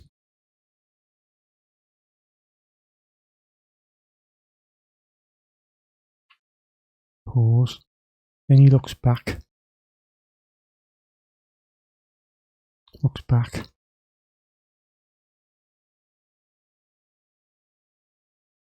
And that looks like a bit of a different frame, doesn't it? So we need to copy that and paste that so he stays the same. So looks back, drops the bag, and puts his hands up. So you can see with the influence on that, the bag's always constrained with the child of constraint. So looks.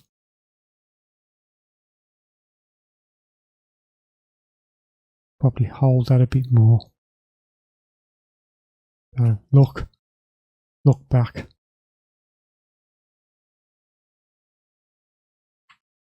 Anticipates down. And that's what he was. No, he wasn't. He opens his hands to drop the bag. Then puts his hands up. And the timing was a bit quick there, wasn't it? So let's give it a bit more time. So and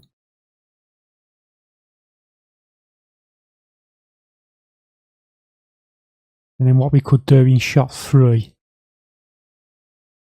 is that's when we could have him, as the camera pans out, that's when he could bare his head in shame, isn't it? So he could hold it to 159 and then he could bow down. So let's just press play and see what the story says for that. Freeze punk, looks, hands up. Freeze punk. Let's get in there. So we need to now key, control this, we need to key this now, don't we? So we constrained it, we keyed it and then constrained, so that's wrong. And that's what you'll do in 3D sometimes, especially when you're rushing. So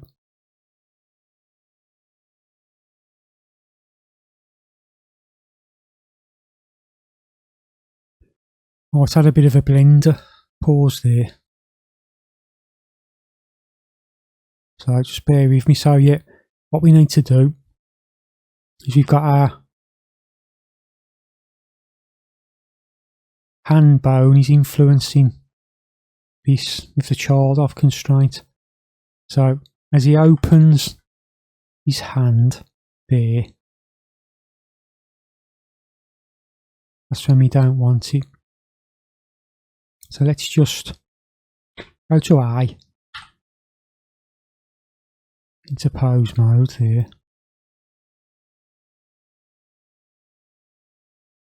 I to select all, I to insert your key. So the hand's influencing it.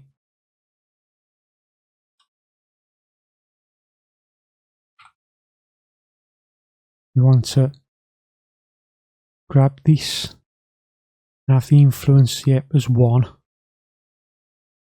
But then when we go to there, you want the influence keyed 0. So it's influencing it there, and then it's not influencing it. And then as it gets to say 32, we'll probably adjust the timing. I to select all, I. Select the root, bring that down, so it hits the floor.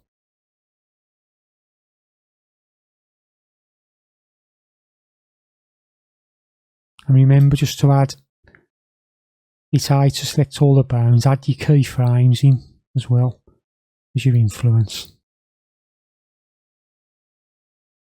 Hand opens, bag drops.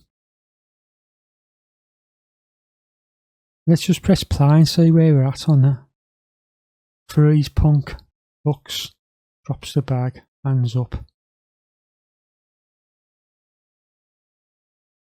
Freeze punk.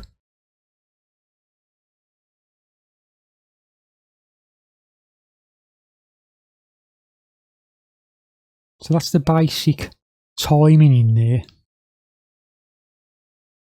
It's very floaty and very linear. So let's just double check. Yep, 24 frames a second is what you want to be working at. That's what it is for film. So let's just keep that looping and have a little look.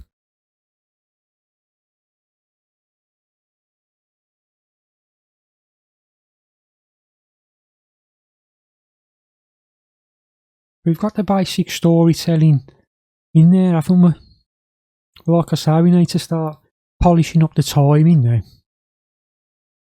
So I think what we'll do, we'll hide the robber.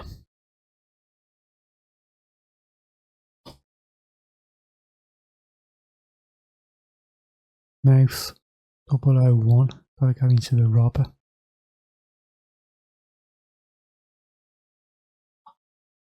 Robber.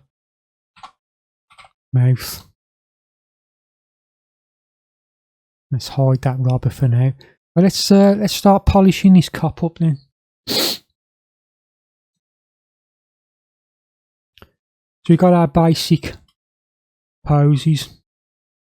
So we want to start polishing now. Not going to be like perfectionist animation polishing, but that's cutting through a bit there, so we've got to fix that up. So what you want to do when you're polishing, get your camera view. You want to go into pose mode and into your graph editor to polish animation. View, don't show the cursor, because that's annoying, the cursor, and only show selected keyframe handles. And the way of going about polishing is you usually start with your root, your hip bone there.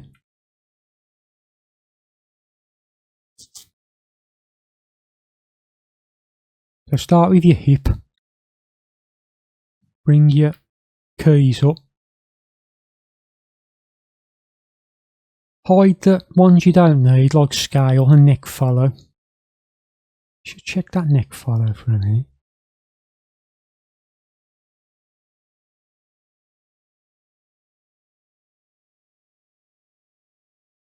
Yeah, we set that, didn't we, to 1. That was a little error before blocking that we should have set that to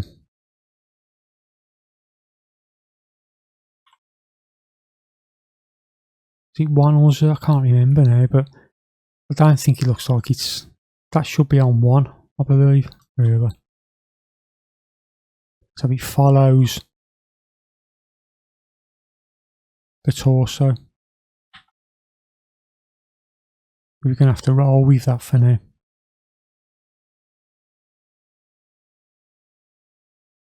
Let's just see what, let's just delete that a minute.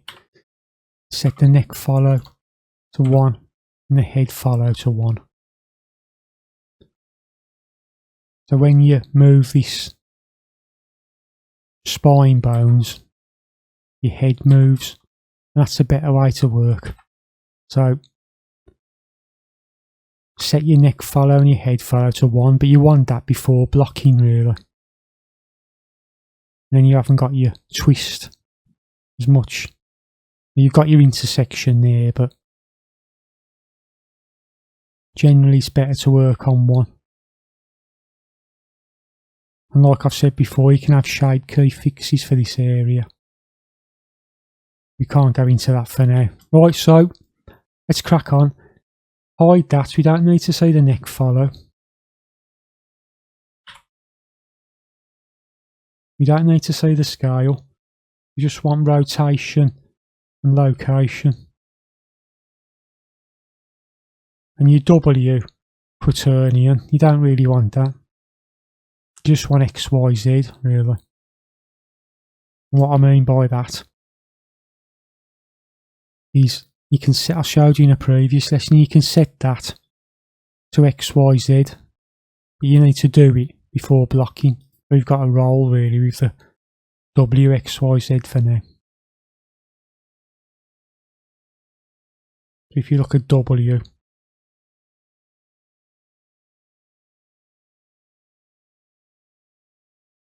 hasn't really got any value, so let's delete that. We won't use W, okay. And the reason for that is because I rotated in just a single axis, I believe, for that hip. So let's start polishing then. Let's select your X, Y, Z. Delete on your numpad to zoom in. And let's look at this. He anticipates down, doesn't he? This copper before he goes up. You can see that in your graph. You can see it in your Z or Z there. He comes down, he anticipates. See in the Z. So don't have him anticipate as much. And maybe have the Y anticipate.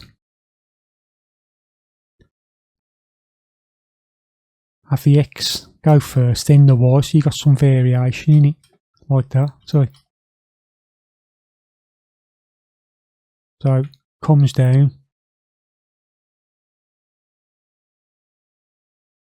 anticipate down, and then come up. And what you could do there, you could go to copy, paste, and you could have a little overshoot there. So what you do with animation polish is you tweak the curves, and it takes years of experience. I can only show you the very basics of it, but the way to polish animations is in your curves. Look at your Z there, that's controlling your Z location. If you bring that down, your Z will come down. And a lot of this is in the animation lecture, basics of that. So anticipate down, then come up. We could anticipate a bit more actually, couldn't we? So down, up, down, up. Little overshoot there. It goes up, then settles back down. But what you could do, you could drag that. If you hold X and drag, hold X, drag a little bit and then hold X.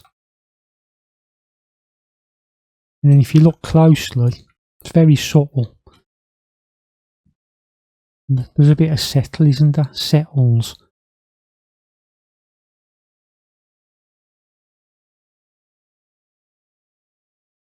Bring that back maybe. And it settles in Z and then X and then Y. So that's your root. So down, up.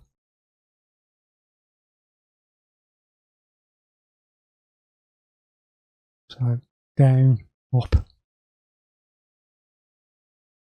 And then hide that, your location, and let's look at your rotation. Not really any rotation values on it, is there? But we could add a few. We could go into, looks like Y, for example. So just work on Y. And then as he goes down there,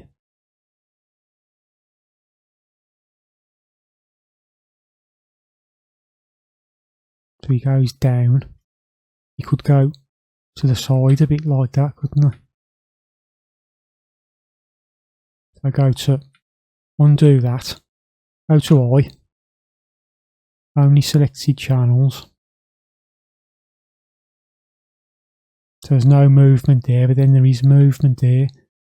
Just do it a touch and see how that gives you. So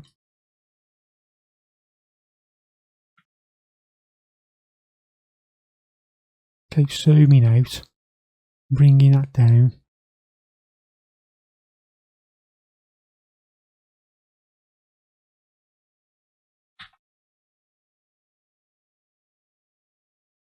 He goes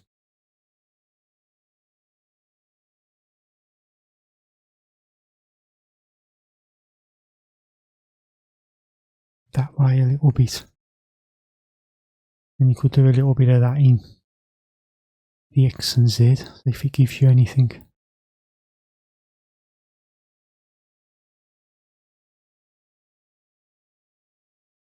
If I remember right in the reference, he went down a bit there, didn't he? So just adding a bit of variation in the curves just to give it a little bit more. So that's your route.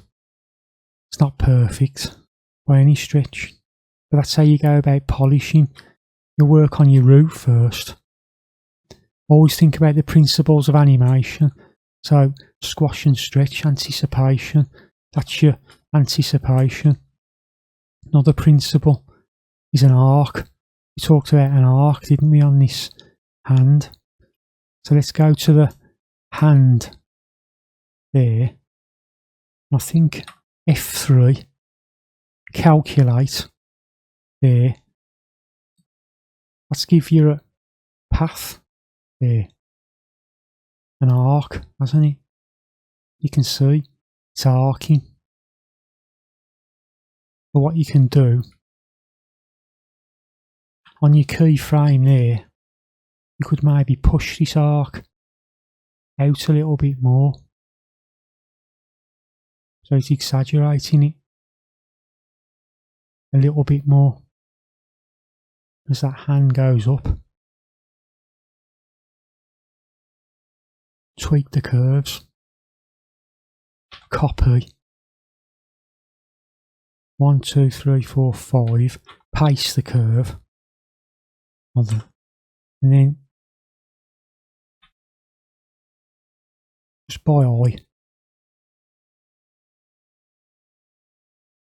Just try adding a little bit of an overshoot and see how it looks.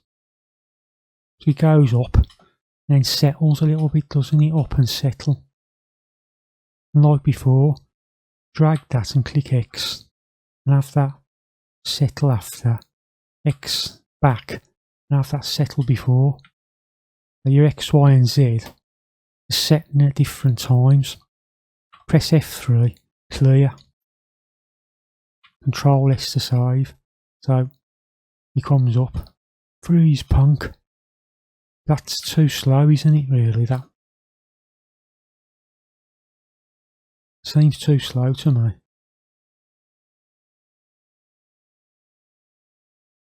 I feel as if his hand and everything needs to be faster. So this is how it works with animation. There's so much back and forth. A to select all. Go into your dope sheet.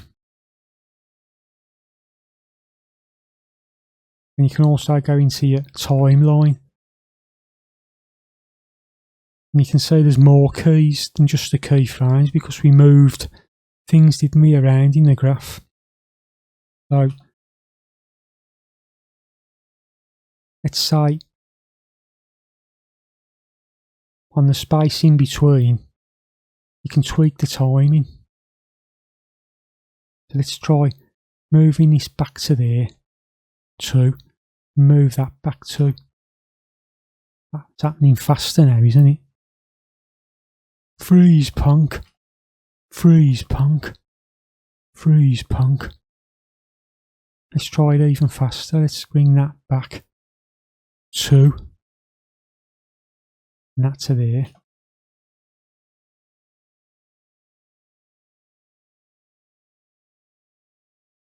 Let's Control S to save. Let's just try 2 more, see what that says.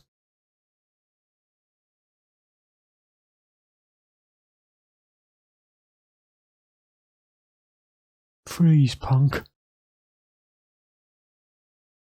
Freeze punk. Freeze.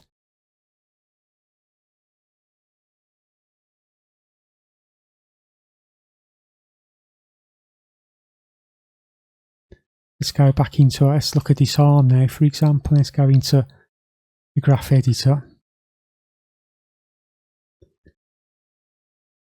Let's see what curves we've got on this arm. Well, it's FK for a start. So we can hide the scale and location.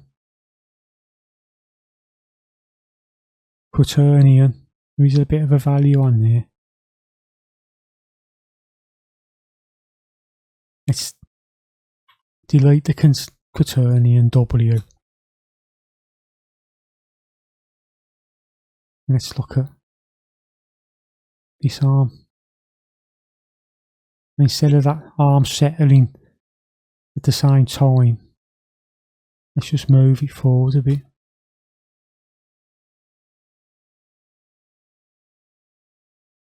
X, X. It settles after.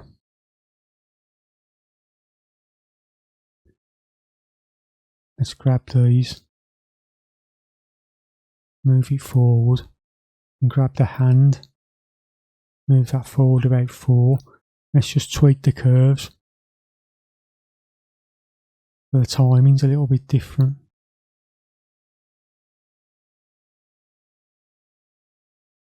So he goes up, settles, and then the hand continues a little bit.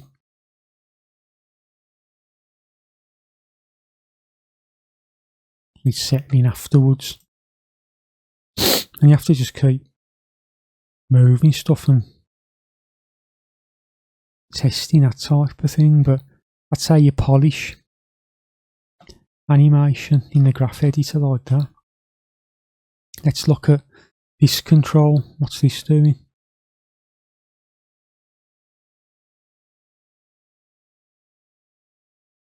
Delete on your numpad. So that's controlling. It's like the chest area, isn't it? So again, you could copy, paste, and then here, make sure you grab the right one, which you can hide the location in your scale. And just add a little overshoot there.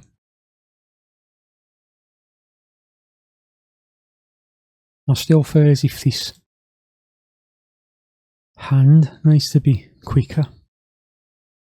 This arm, sorry. So again, you can move your timing in the graph editor, hold X. And then just move it back 2 frames. So you've adjusted the timing.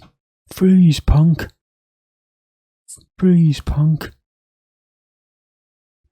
And double check your arc by calculating it again. Arc's decent. Maybe move it out again, adjust the handle there.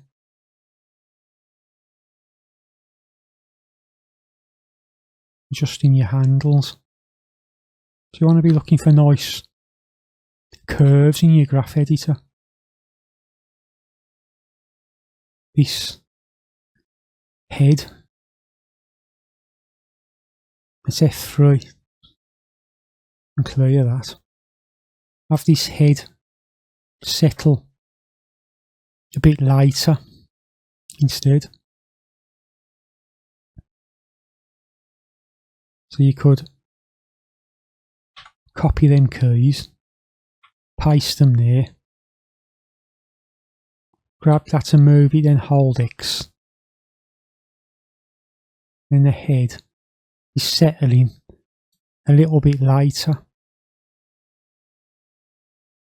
Move the, remember, turn off your location and your scale. It doesn't confuse things.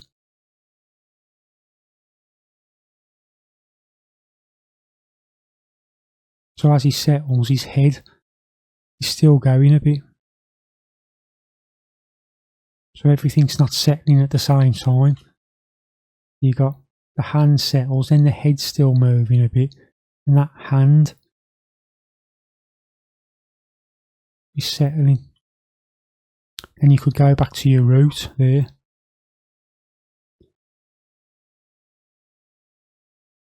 Go into your location.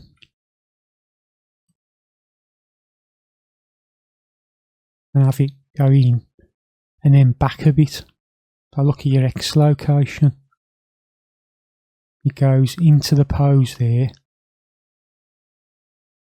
Move your handle and it settles back again. You could even add another keyframe, only selected, so you hit I. It settles a bit more. So it's settle, settle, settle. And it's not just stopping dead. Then go into your Y. I, only selected channels. And do the same again, just same with your Z. Only selected, maybe move that to there, see how that looks. It's a visual thing by eye, just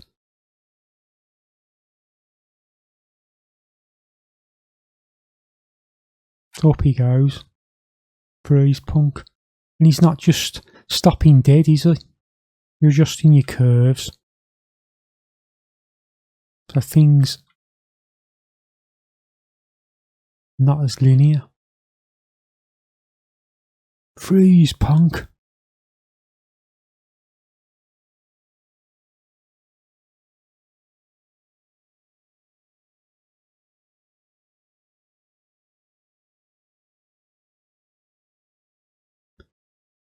Then you can notice there's a bit of a cutting into the geometry a bit there, isn't it? You could just, it comes up there. Just bring that back down a bit and then maybe go to I, only selected. Just have a little overshoot. Let's look at the shoulder. Let's turn off scale and just look at the location.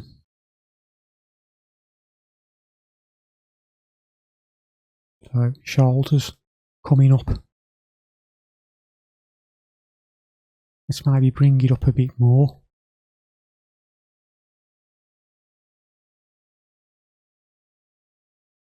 And bring it a frame on. Let's look at that, maybe bring that out a bit. So you're looking at both views here. If you bring that back in the X a bit, and this head,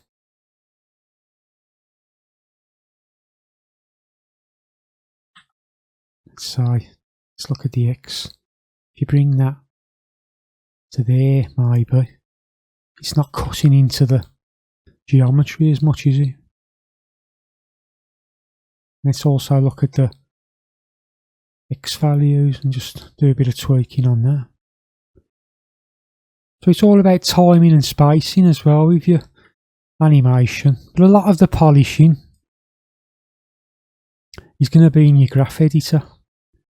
And I guess there's more on that in the animation lecture, and there'll be a lot more in the future.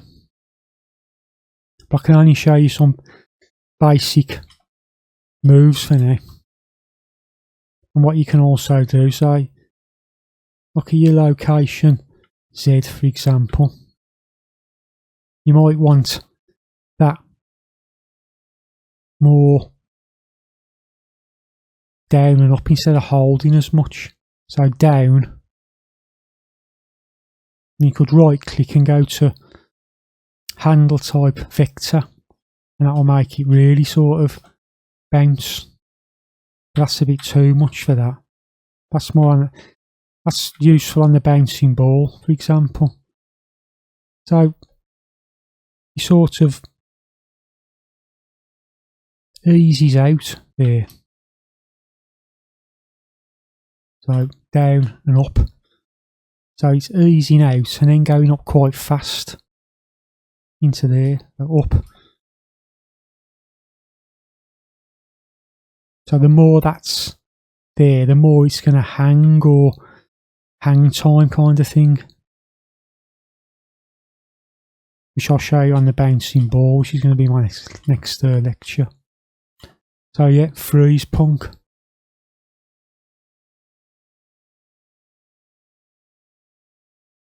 So that is the basic cop.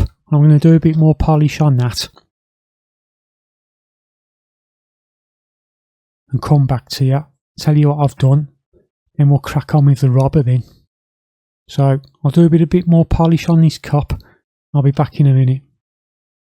So I've just added a little bit more polish, nothing much, just a bit more overshoots and settle. And then on this handcuffs here, you can see a bit of movement. So that probably goes out a bit too much there, or too quick. So you can just see, just in the Z there.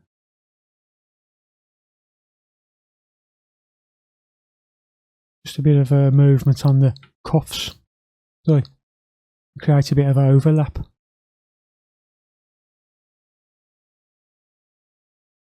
So there you go, far from perfect, but that's going to be the cop for now. We'll do a little bit more polish on that, but let's start blocking the robber in next. Well, not blocking, polishing. So there's the cop, freeze punk. And we've got to get that robber looking less linear.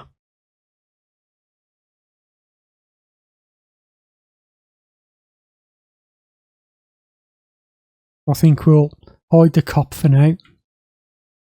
Let's get on this robber. There's more to do on this robber. So again, graph editor. Let's start with the root.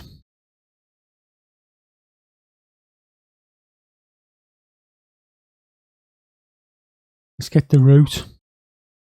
So let's just check this neck follow. And let's delete the first bits.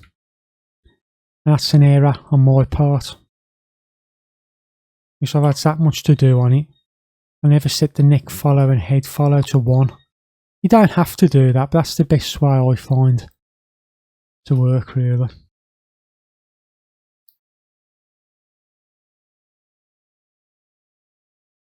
So let's start with the root again on this robber. Let's have a look what we got. There's our curves for the robber. Let's zoom in a bit on him. And again, if you move your Z, you can see that that's what's moving in the graph editor. And that's how you go about polishing. You move things in the graph editor. So yeah, it's a case of going in, looking at our curves again, and polishing. Think about timing and spacing and the principles of animation. So he has a little look. The first thing he does is he just looks with his head. So let's look at that head control.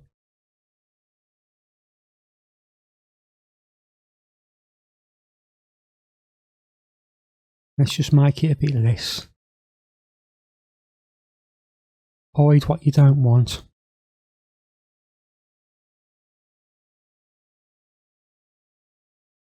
So a little look.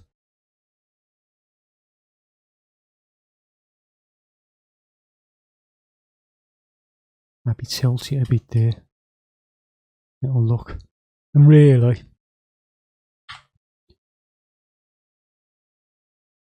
when a head turns,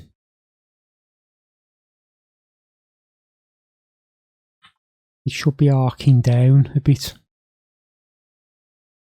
So you get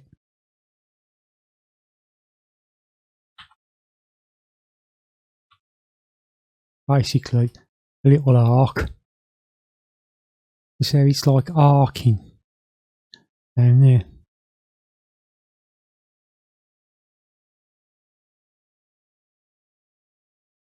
That's a little polish thing in animation.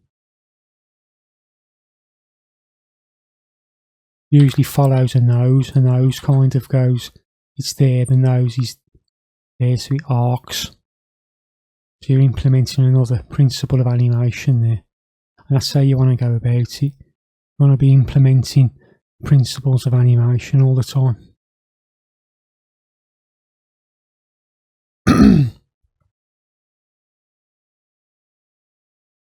And he looks back. Eye, all channels. Even if it's subtle, just get a little arc in there so the nose is arcing down. Let's have that hit at a different time.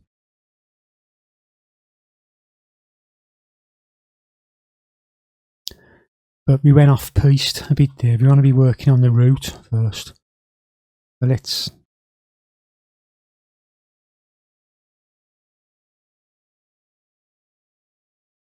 if you go to eye, only selected channels and zoom in, you can slow out more there of that.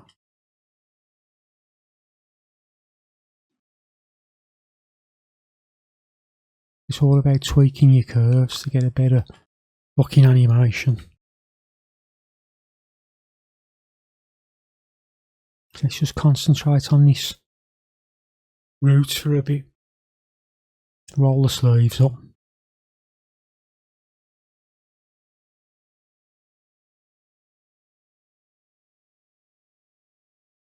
So as he drops the bag, he slumps a little bit, doesn't he? So slumps a bit. Let's have him slump a bit more. And then not stop dead still. We'll go back and polish that on the cup. The things keep moving a little bit. Subtle movement. Get it high. Only selected channels. And slow out. They're implementing another principle of animation. And I'll put an animation 12 principle sheet in the description. So he slows out. And he comes back up and surrenders. Hands up. Now if you look at your root, he's going up. He keeps moving a bit, so it's not dead still. To take it a little bit further, let's move the X and the Y a bit. The X is moving a little bit. The Y could hit a little bit later. So, comes up. Let's look at, so it's your Y rotation. Let's select that. And as he comes up, you just move it in the viewport. You'll move in your graph editor. Let's also give it a bit of Y rotation to get a bit more of a line of action there. So you're giving a bit of a line of action there. Nothing pushed or exaggerated, just subtle.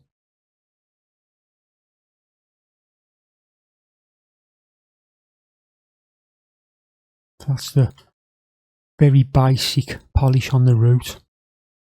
A lot more you could do. But let's look at what else we can do. If you remember right from the reference,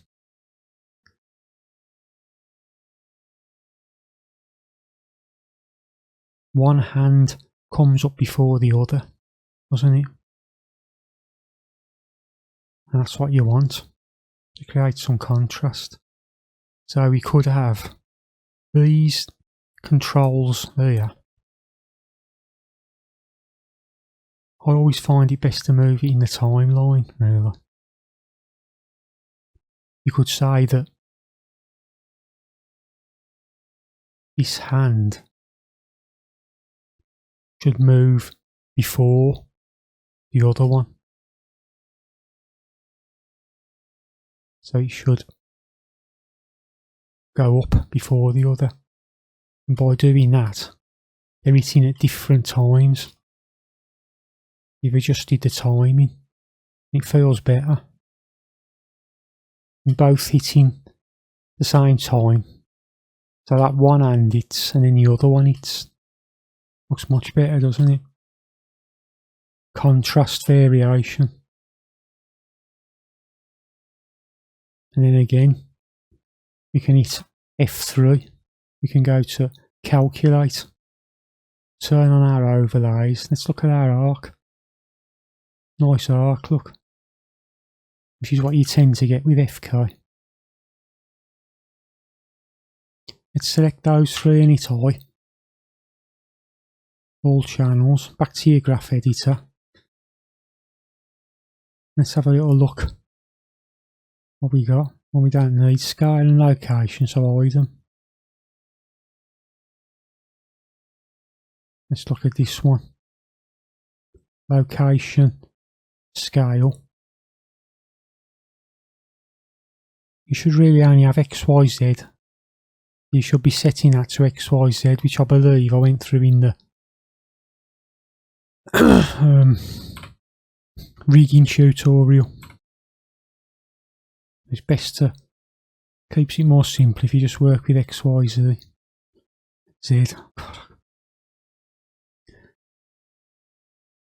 Let's go to only selected. Let's slow out of that a bit more.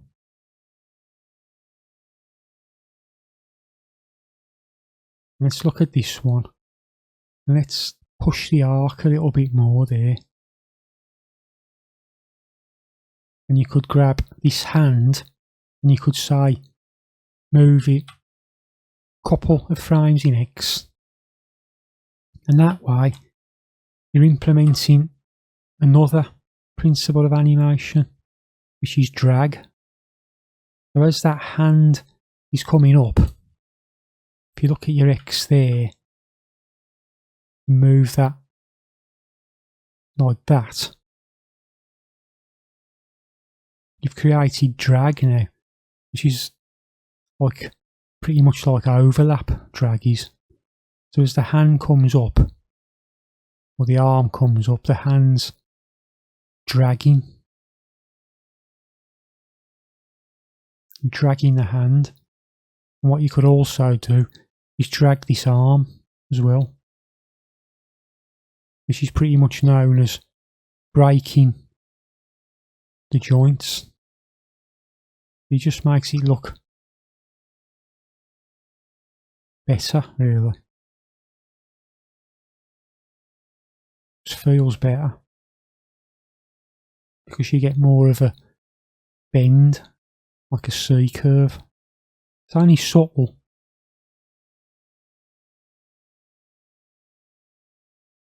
It's there.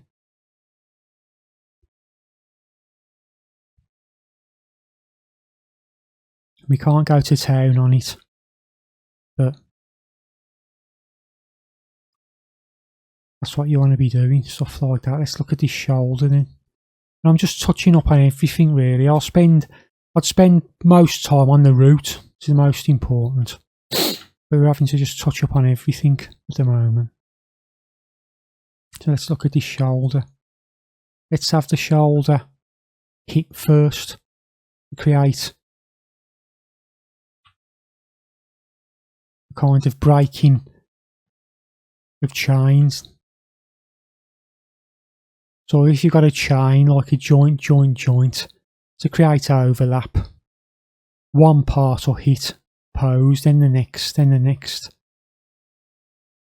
So the shoulder will hit first. And we could bring that up a touch. So the shoulder hits, then the other joints hit. So that arm's not too bad. We could also add maybe, remember to control this. We could also add a touch of settle. So remember, copy, go forward a few, paste, then maybe just overshoot, just a touch. So it settles back, only a touch. Very subtle.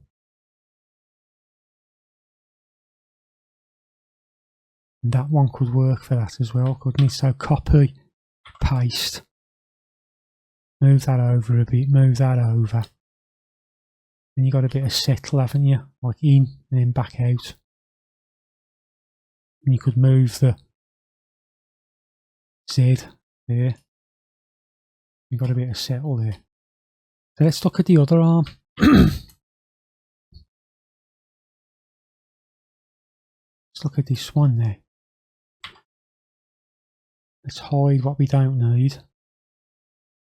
Let's delete the W. Hide the location of the W. And we just want to be working with X, Y, Z like I keep saying. So let's hide the overlays. So he's got the bag in his hand.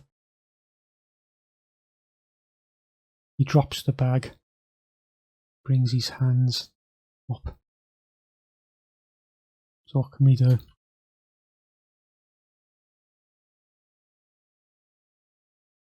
Let's go to I, only selected, slow out a little bit.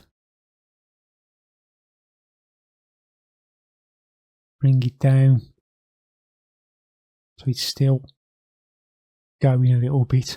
Move the Z on a bit. We could go into this one.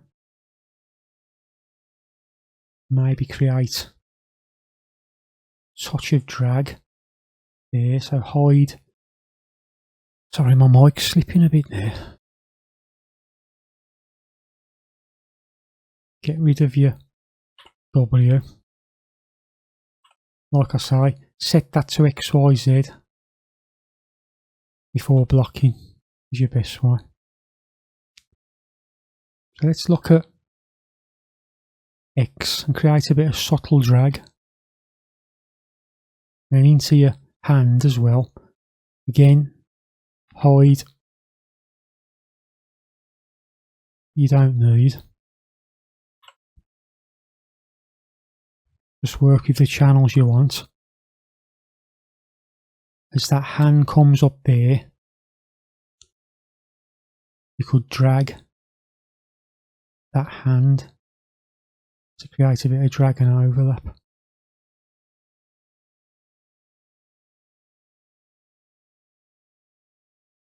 So the hands dragging a bit there, move it on, a touch.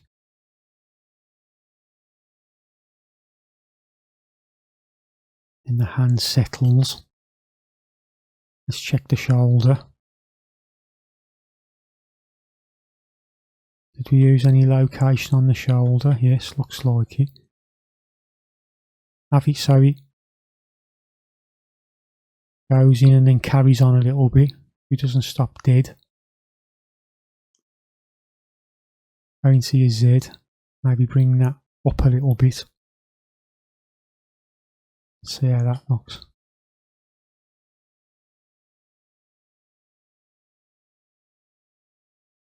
I think when he drops the bag, I feel as if that hand should come out a little bit, maybe.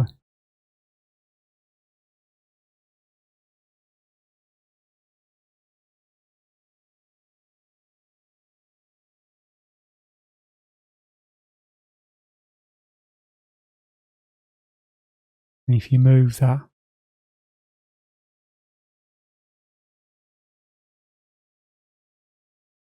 I think he needs to,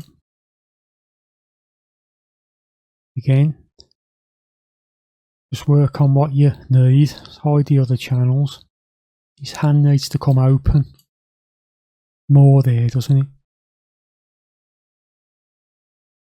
So that's, looks like it's your Z.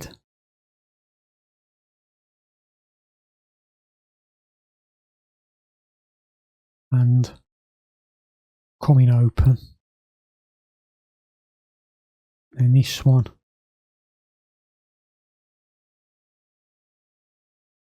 Coming open. Maybe that hand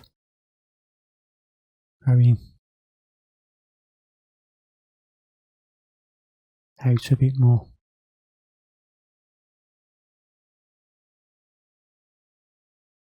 I think that will probably open a bit more there.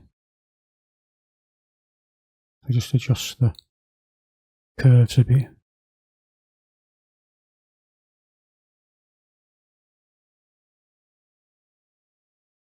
And opens. And that shouldn't stop dead. But as he opens his hand, I feel as if that will also just move a touch. And you could actually move the shoulder.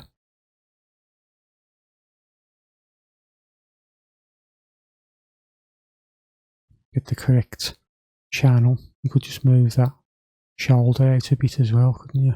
Like that.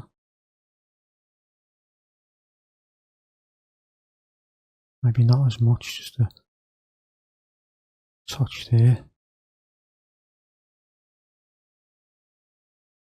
So let's just roll that and see where we've got to. Let's Control S, spacebar.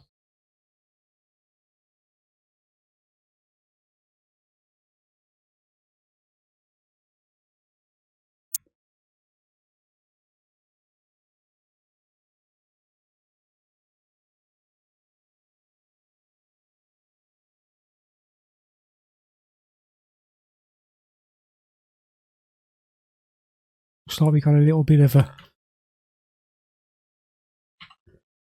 bump on that bag, which we need to clean up. That's where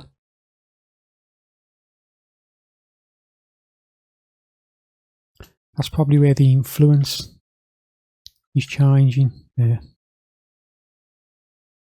Yeah. What we could do is just counteract that by adding a touch of rotation there.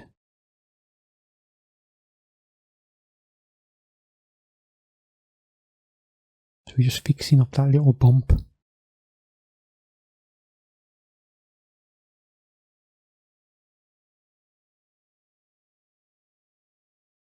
Just for where the influence changes.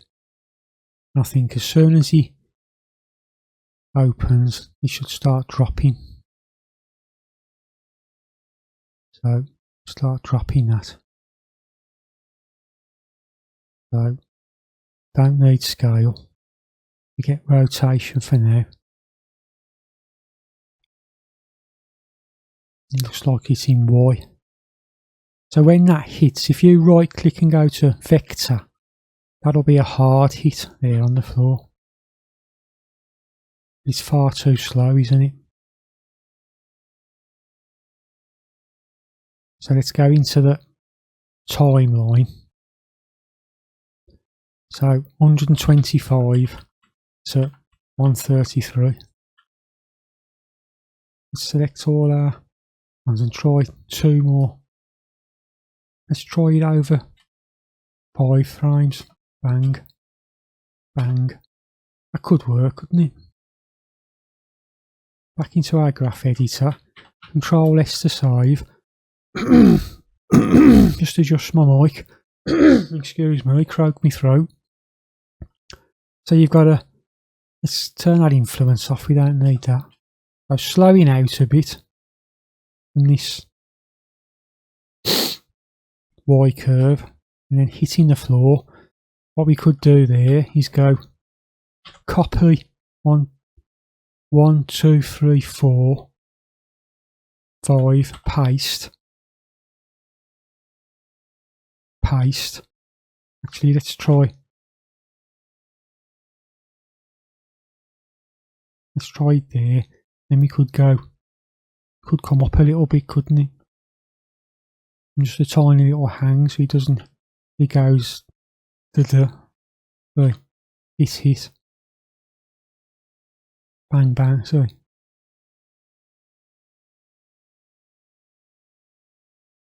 Control S to save.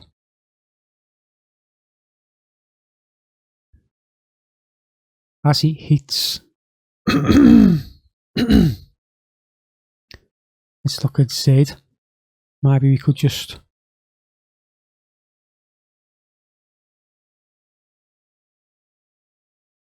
make sure we got the right one. I only selected.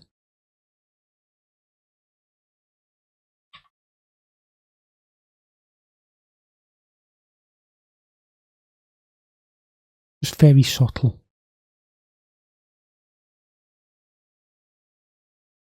That'll do for now. We'll do a bit of polish on that. But what we could also do is, if I remember right in the reference, that also moves, doesn't it? So you could hit, and then these could kind of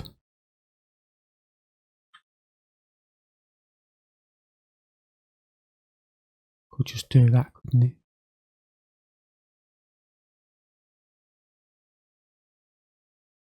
You can't go too over the top. You haven't got time.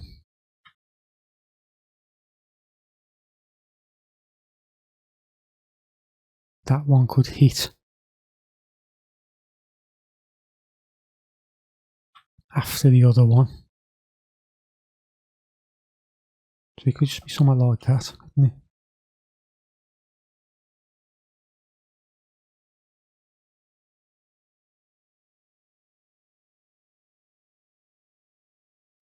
Copy paste.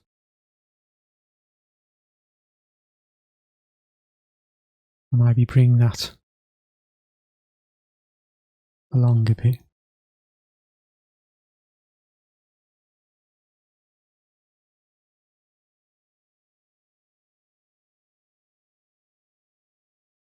I think it should be happening a bit sooner.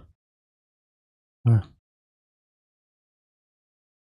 just leave it at that for now. I'll polish that up in a bit. So Control S to save. Hands come up. I feel as if go back into the pose mode of that. This thumb maybe as he let's go the bag. Looks like it's the X on this should come up a bit.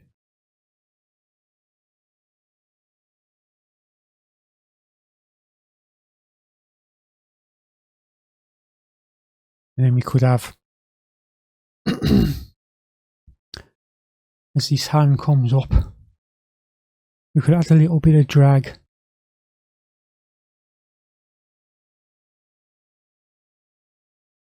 Just on the hand here. So he looks back. Surrenders.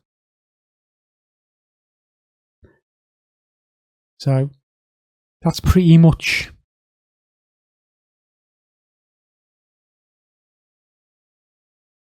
the robber polished. There's a lot more to make it look better. Like I'm going to have more of a curve on that hand there, which I shall polish up off screen and come back. But a couple of things we could also add is you could look there. You could blink, couldn't I? As he turns his head, we could get a blink in there, couldn't we? So a lot of people tend to blink when they turn the head. Let's just try it. Let's key the value at 0. Let's go to 2 and put it as 1. So he's blinking. Then forward again. There. That's a blink. But I think it's happening a bit too quick. So let's try that.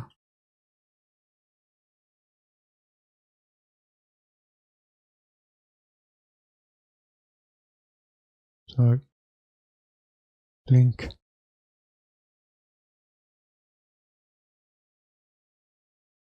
He comes up to that pose.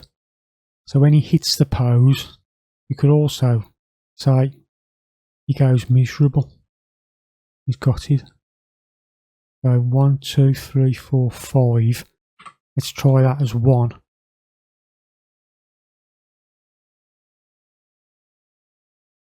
So he hits the pose. You want to remember to hit a pose, then change facial expression. This isn't an expression as such, just a mouth, but so he comes up happy. Oh, got it. Miserable. So let's unhide the cop. Let's get the camera. Let's hit spacebar.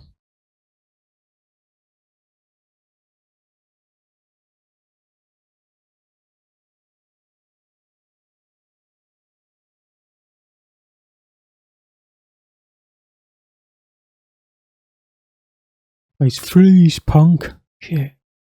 Drop. Surrender. There's our basic animation.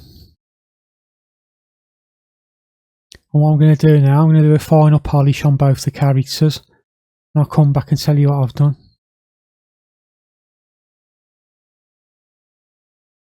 But that's implemented a lot of the principles of animation there.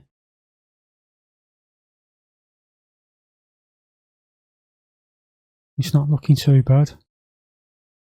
Far from the best animation in the world, but remember this is only a beginning course, so we can't cover everything. But to be honest, we've covered a lot.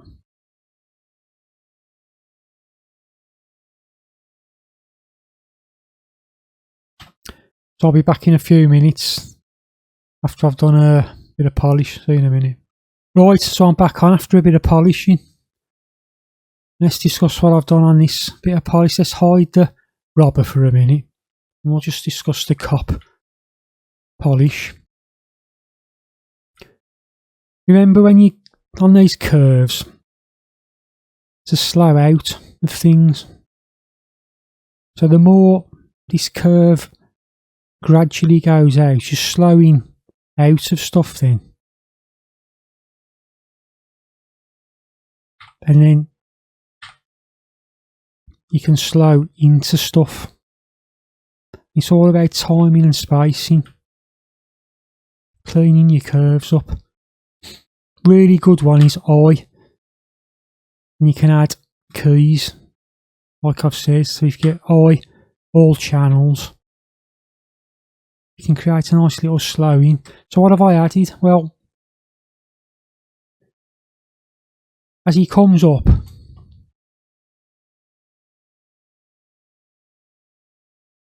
I've just added a little settle on his head there. So yeah, the head just moves a little bit. I've also said He's got a feeling as if he's like, well, basically he clenches his fist as well. Right. So he brings his gun up, clenches his fist, kind of thing, as if to say, you know, I'm the man. So he can clench his fist there. So that's really what I added on the cop. Then a bit more, just a bit of settle really. And that's it on the cop. Just polishing up the curves a bit. Let's unhide the robber. What did I add on him? Well, when the bag hits, there's like a double bump. See that? Bang, like bump, bump. Just a double bump on the bag. And that was achieved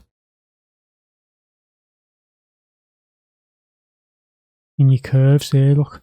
A solid hit. Whenever you've got a V shape like that, something's going to go in fast and out fast. So that V shape creates that. It goes bang, bang, like bang, bit of a hang. There. Then back in, up a touch, and then settle. And then these, that's more of a like bag effect there, just by adding a bit more bend onto that control. So that was the bag.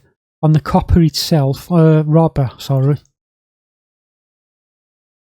I added a little eye dart. And you can do that by rotating there, like that. If you look, it's known as leading with the eye. So as his head moves, his eyes go first. His eyes are leading the move. I also added the arc. Define the arc a bit more. So his nose arcs. And I also added this pose at the end. So he's crestfallen, gutted. And he again, his eyes look at the bag. And he shuts his eyes as if to say, I'm gutted, money's gone. He looks at the bag, has a little arc on the head, closes his eyes. Basically, you just have to key the blink there, the value for the eye blinks. And then just generally, just a bit more, obviously in pose mode, just a bit more curve polishing in the graph editor. Just slowing in, slowing out. If you analyse this from an animation perspective, well, we've implemented quite a lot of the principles of animation, which is what you need to do. The cop has got an anticipation there. His hand is arcing.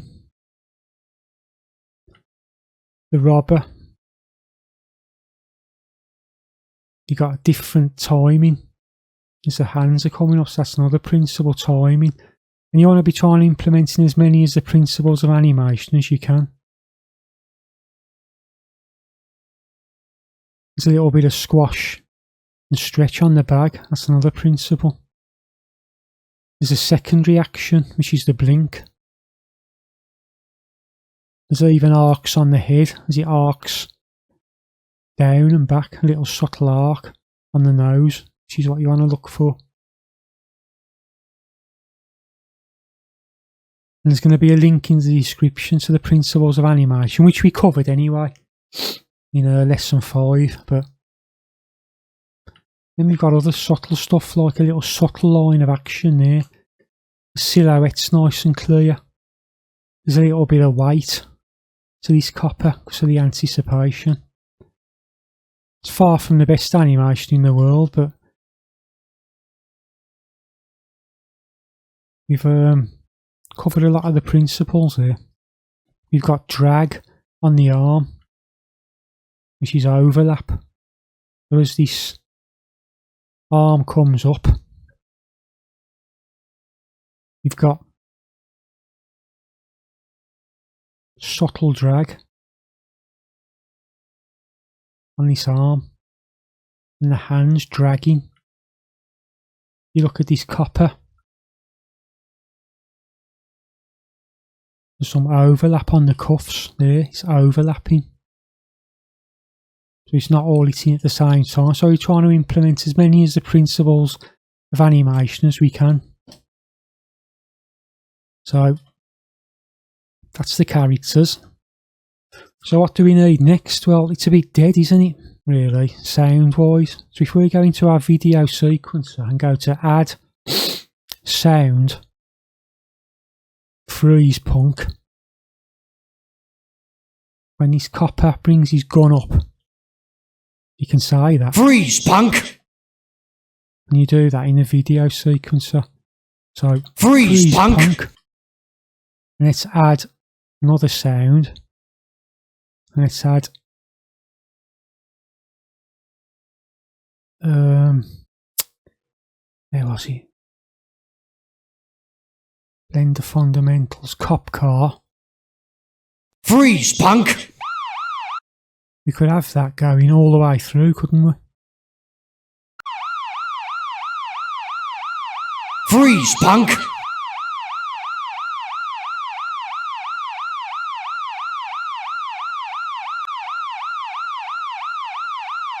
Freeze punk! So we've got some sound in there and you can download them as well. More resources.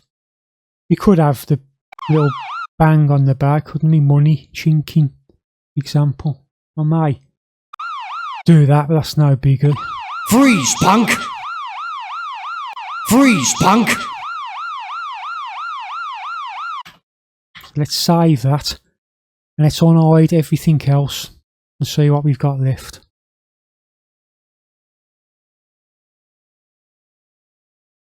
Alt-H. Freeze punk!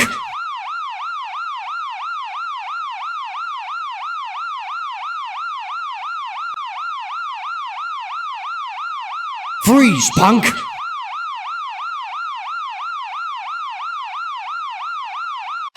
So I think what we need to do next is get these cameras animated. So let's go back into our timeline. Let's grab, let's have a look. We want to, so shot one, let's grab shot one. And that's where the camera is going to come up, isn't it? So let's get everything in frame.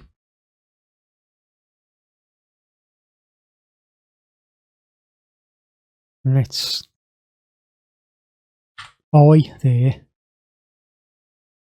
For the first few frames it can be static. And then you can start moving up all the way to 59. Gently coming upwards. Let's go into the graph editor.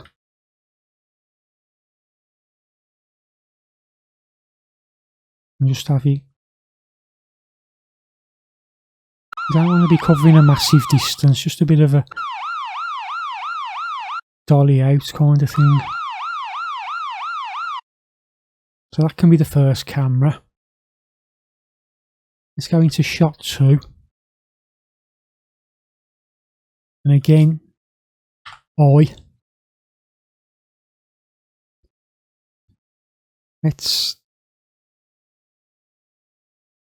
We'll have it static, I think, to about 95. So eye again. And then we could really go in on the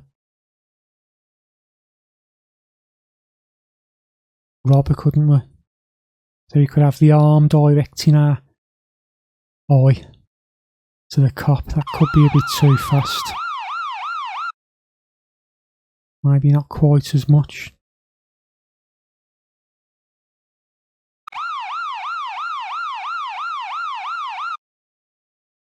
And I think overall we should possibly move. Let's just look at location Y. And should we move it? Is it Y? Not Y. Is it Z? Yeah, move that camera more to around there, I think, possibly. Let's try that.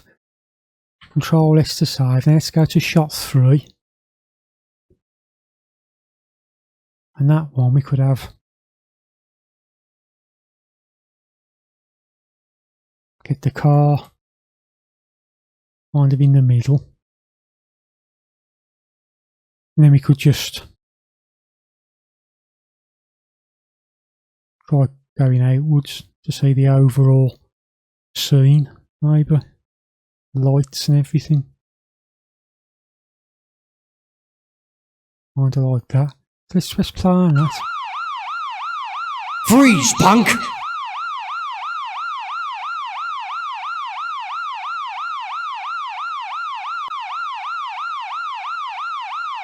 Freeze, punk!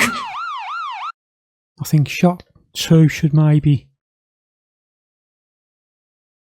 start a bit earlier.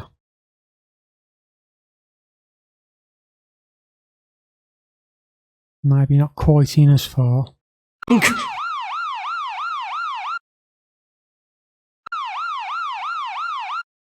I think shot 3 should maybe start a bit later. A copy, paste.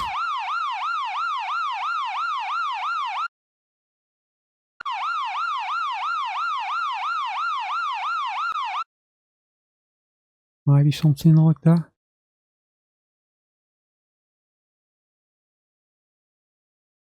Maybe a touch sooner. Let's see how that looks.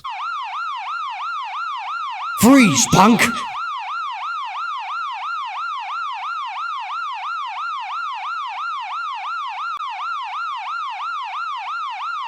Freeze, punk! Shot 2 maybe start it. Touch sooner, maybe not quite as far. Freeze, punk!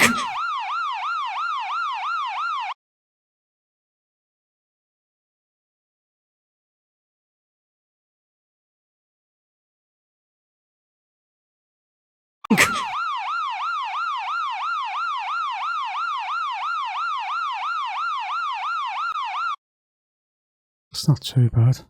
Shot 3, maybe.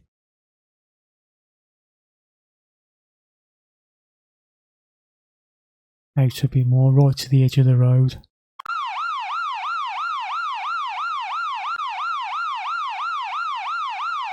Freeze, punk!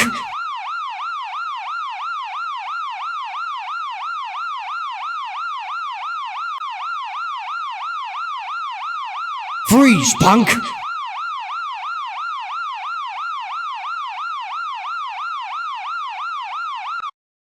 Let's go with that for now.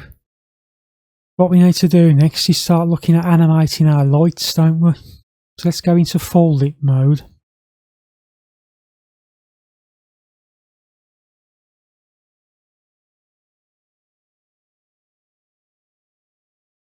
And let's look at getting these lights animated. So, Freeze, punk!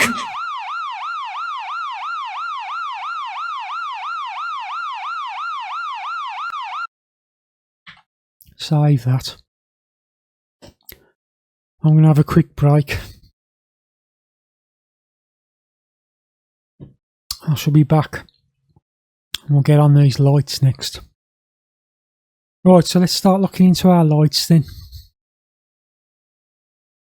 Let's just come out of... No, we'll stay in deep mode actually, so we need to see what's going on. Let's go back into the timeline for now.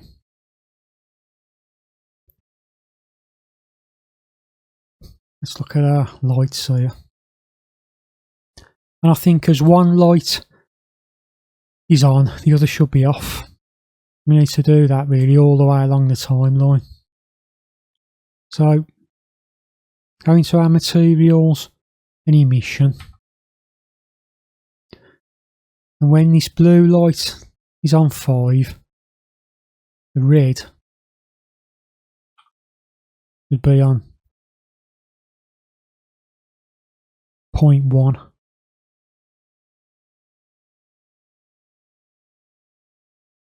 So 0.15. So if that's on 5 there, it's keyed. Let's maybe go to 10 and key that on 0.1. Go to 20, paste. So we've got 5.1, 5.1.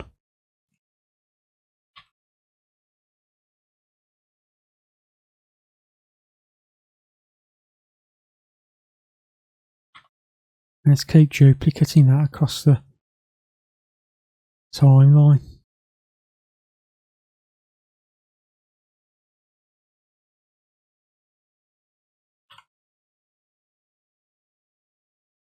Let's see how that looks.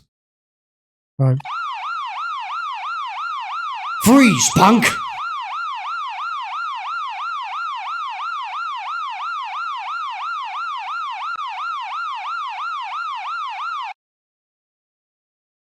So that's the blue light. So let's do the opposite with the red light. So when the blue light is on 5, that should be on 0.1. So let's key it. When that blue is on 0.1, this should be on 5.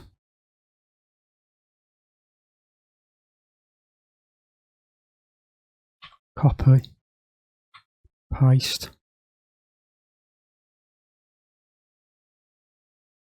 So 0.15, 0.15.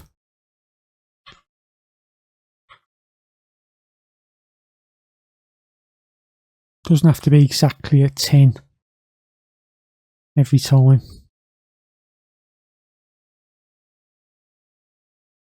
Let's check that. Freeze, punk! So there's our flashing lights. Freeze, punk!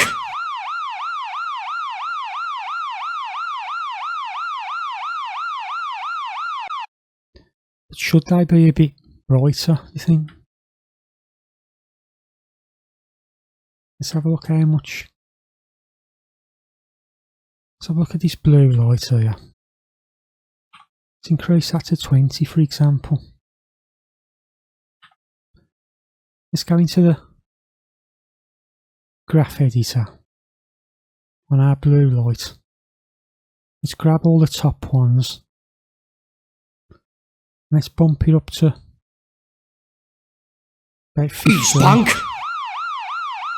And by doing that, it gives us a bit of light there, doesn't it, on the cup? Let's just bump it up to 20. Let's do the same with this red one.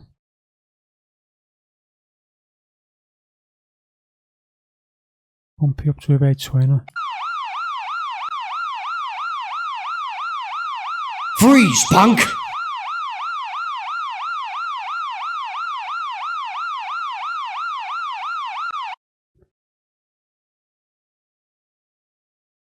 And just out of interest, what about if you increase it to 30?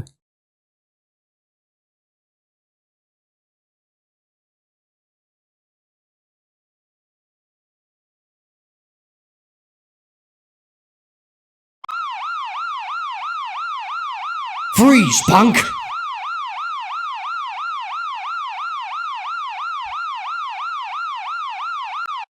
Let's leave it at that and see what that says. Let's look at this light here.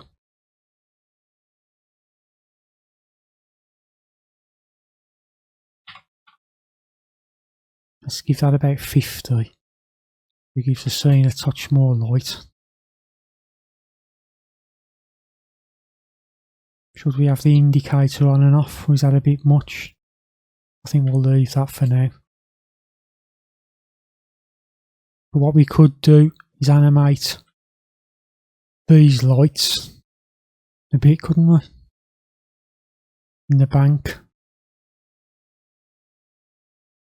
This light here.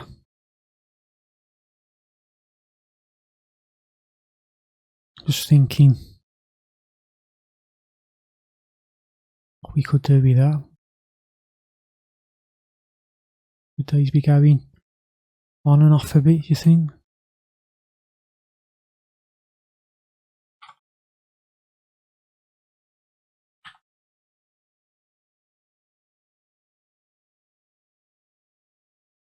We just try that with 200. Try bank light 2 with 200. Freeze, punk!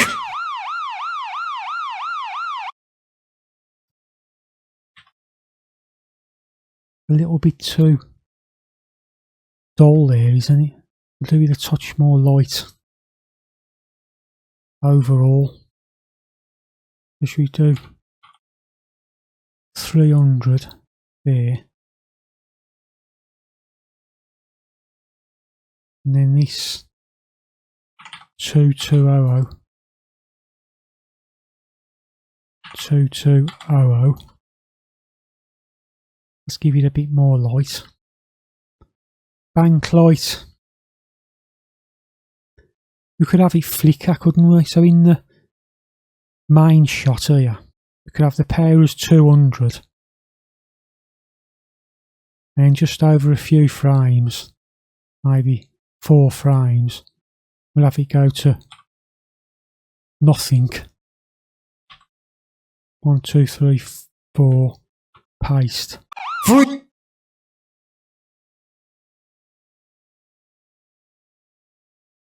I'm wondering what that might be like.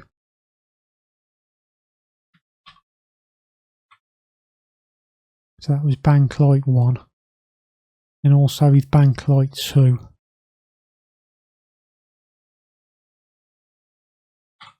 Nothing. So we need to key 200. Key to 0. Copy paste back. Copy paste. Freeze, punk! And we could maybe have that just a couple of times throughout. As if there's an alarm going off.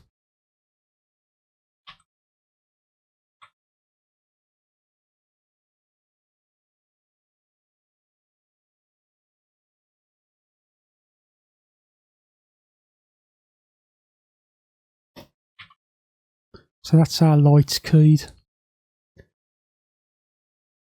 Well, let's just try a render on that, F12.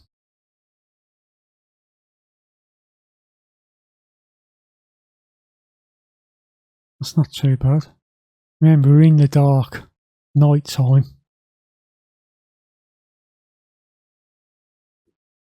That's not too bad, that. Remember, in our render settings, we want 24 FPS. You want cycles. Leave the samples at that. Denoise, yes. Samples.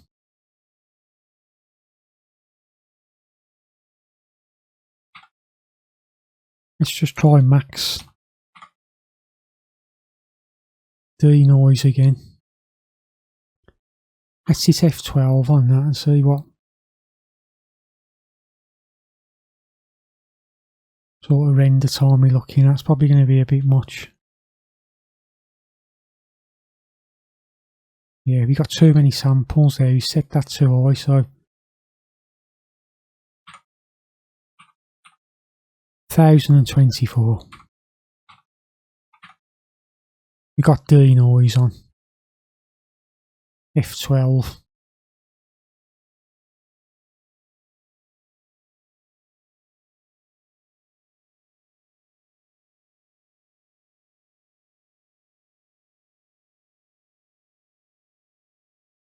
we could maybe have, this could maybe go a little bit of a flicker on the bank sign, possibly.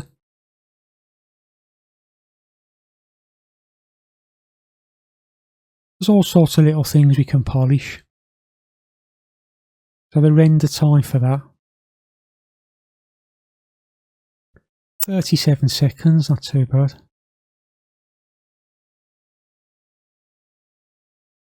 That's drawing our eye into him a bit. Let's just see what it likes. Hang on, let's just F12 that again.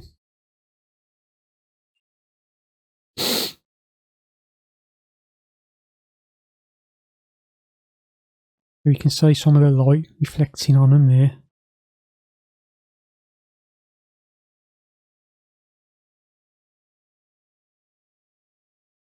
He's got his lock, he's looking away. Thought he had some money. He hasn't, unfortunately. I had a feeling there.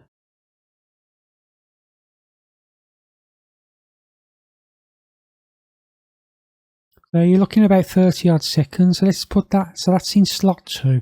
Let's go into slot 1. It's F12 and just see what it's like. I mean, there's not much power in these lights behind anyway.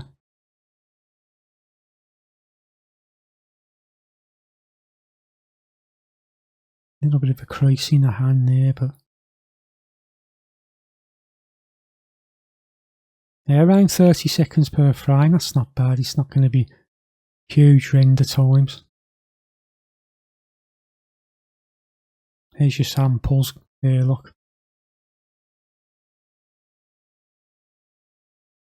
Slot 1, slot 2.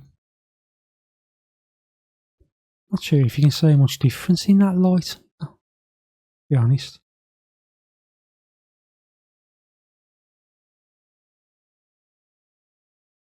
Bank light.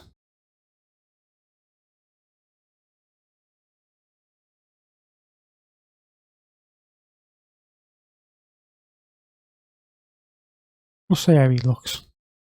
We could have a little flicker on this, couldn't we? Have a look at the emission. Strength's 5. We could try like a little flicker, couldn't we? Maybe just over 1 frame. Maybe try 0.3. And then back to 5. And then copy and paste that.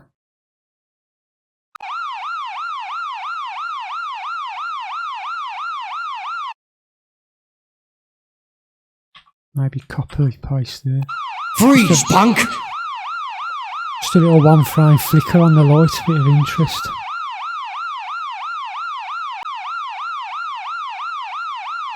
Freeze, punk! We could add another little light, maybe.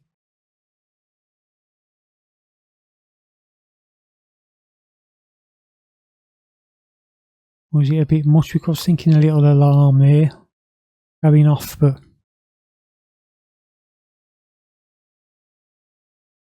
let's just shift D on that out of interest. Object, origins to geometry. Let's just move this. Control S to save. Let's just move this maybe in there and just scale it a touch. So we've maybe got a subtle little light going off in the doorway there.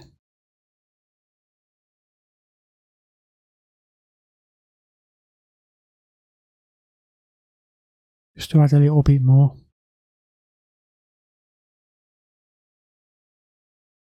Like he's triggered an alarm on the door.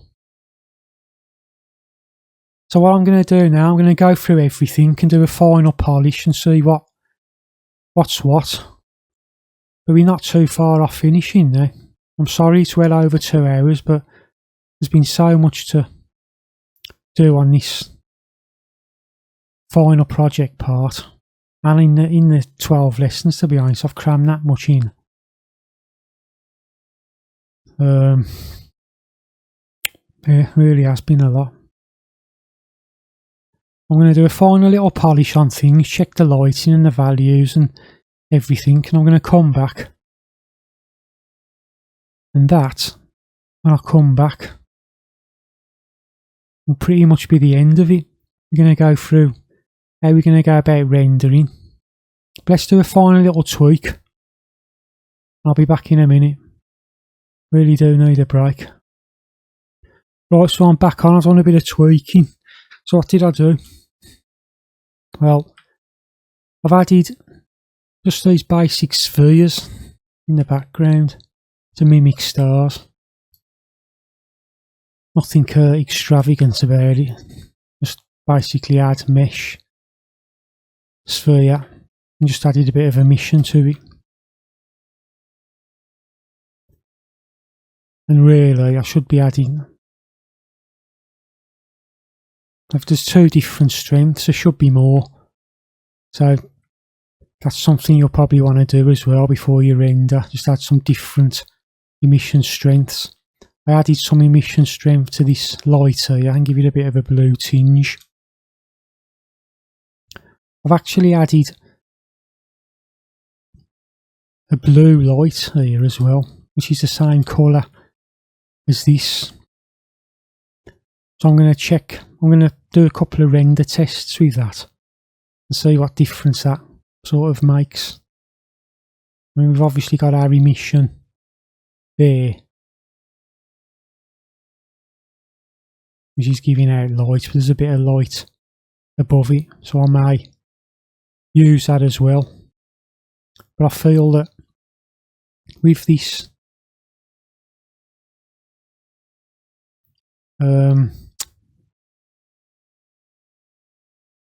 where is it, sorry.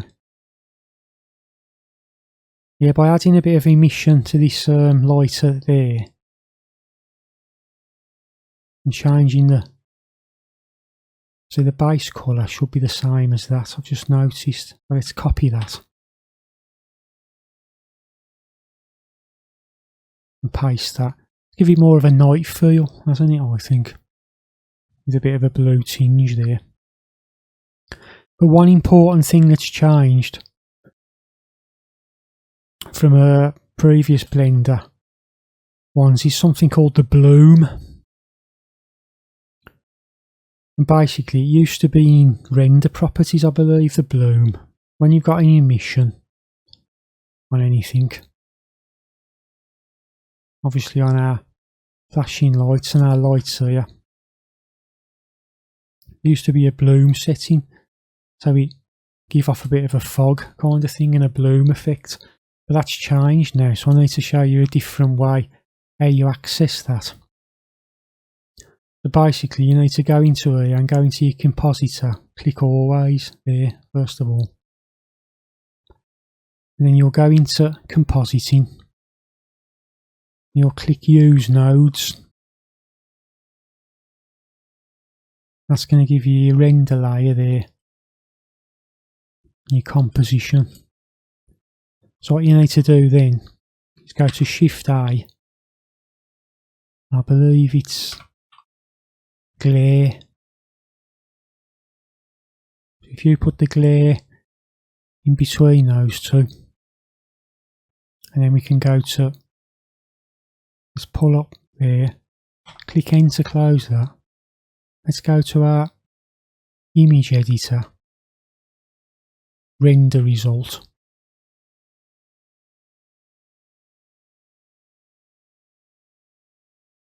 I'm not sure you see the effect until the end when you've rendered it, but you want to be adding, you want to have it on bloom instead. That's it. You can have streaks or bloom. That's way too much, that. So what we need to do is adjust this threshold. Try it at 10. That's giving a bloom off the lights. So let's try it at 5, that's too much. Let's try 15. Let's just hit F12 and see what we get. It applies that nose at the end, so you have to wait till the end of the render. Let's just render that and see what we get. About 30 seconds for rendering each frame. It's not too bad. Yeah, it used to be in our render properties Bloom, but it changed in Blender 4.2, I believe. It's quite useful though, Bloom. So let's give like a bloom, but that's a bit too much. So that's in slot 2. Let's go to slot 1. Let's try the threshold at 5. Press F2.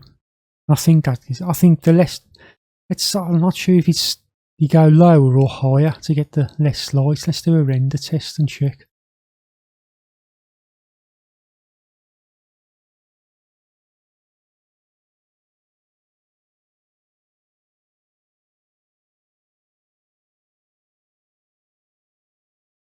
I think if you go a threshold lower, I'm sure that it gives more light. Let's compare that. Slot 1, slot 2. Yeah, so the lower your threshold, the higher the light. So that's at 5. So that's too much. And that's too much as well. So let's go to slot 3. And let's try that at 20. See what that gives us.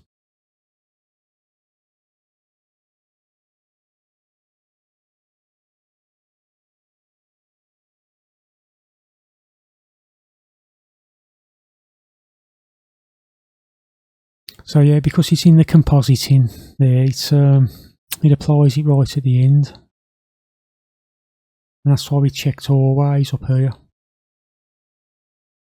Let's see what that gives us.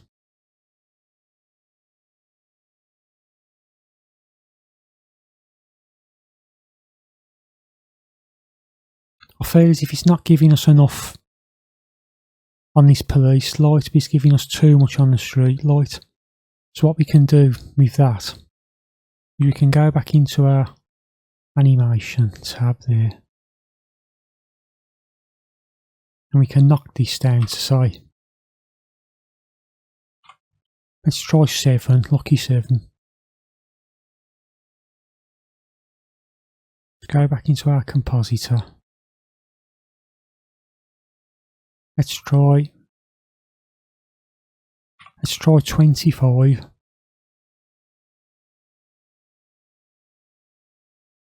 And it's F12. See what that gives us.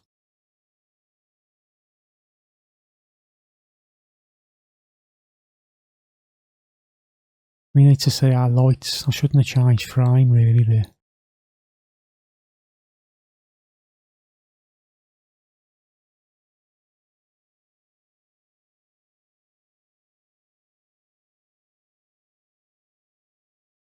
That's 34 seconds.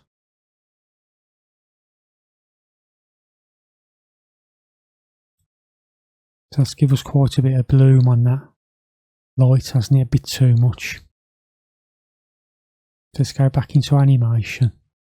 I think we need to, this light is far too much. Look, it's on 50. So when you use this bloom, it means you've got to start tweaking your strength. That was on. Try that at 10. Let's try this blue light when it's at full, around there. Let's hit F12, see what that says. Actually close that.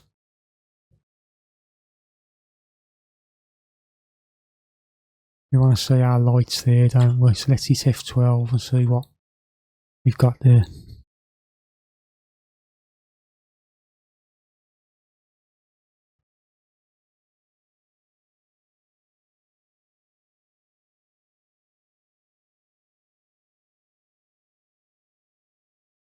So yeah, since they changed it, it's a bit of a bore, like going in and out of the compositor.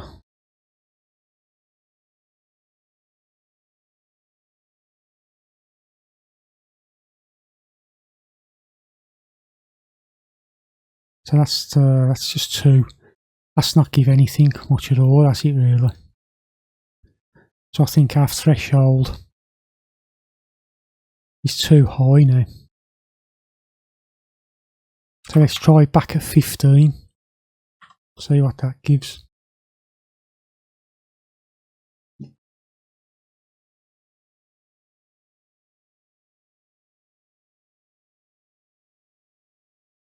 It's giving off a bit of a blue effect, isn't it there?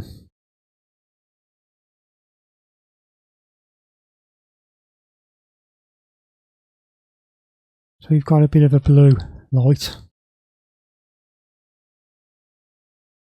I think we should add a bit more bloom too.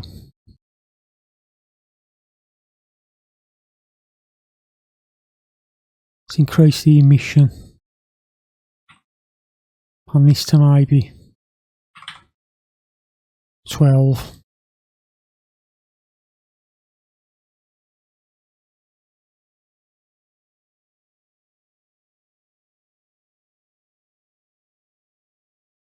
Let's just check our graph editor. And I think this needs to come up too.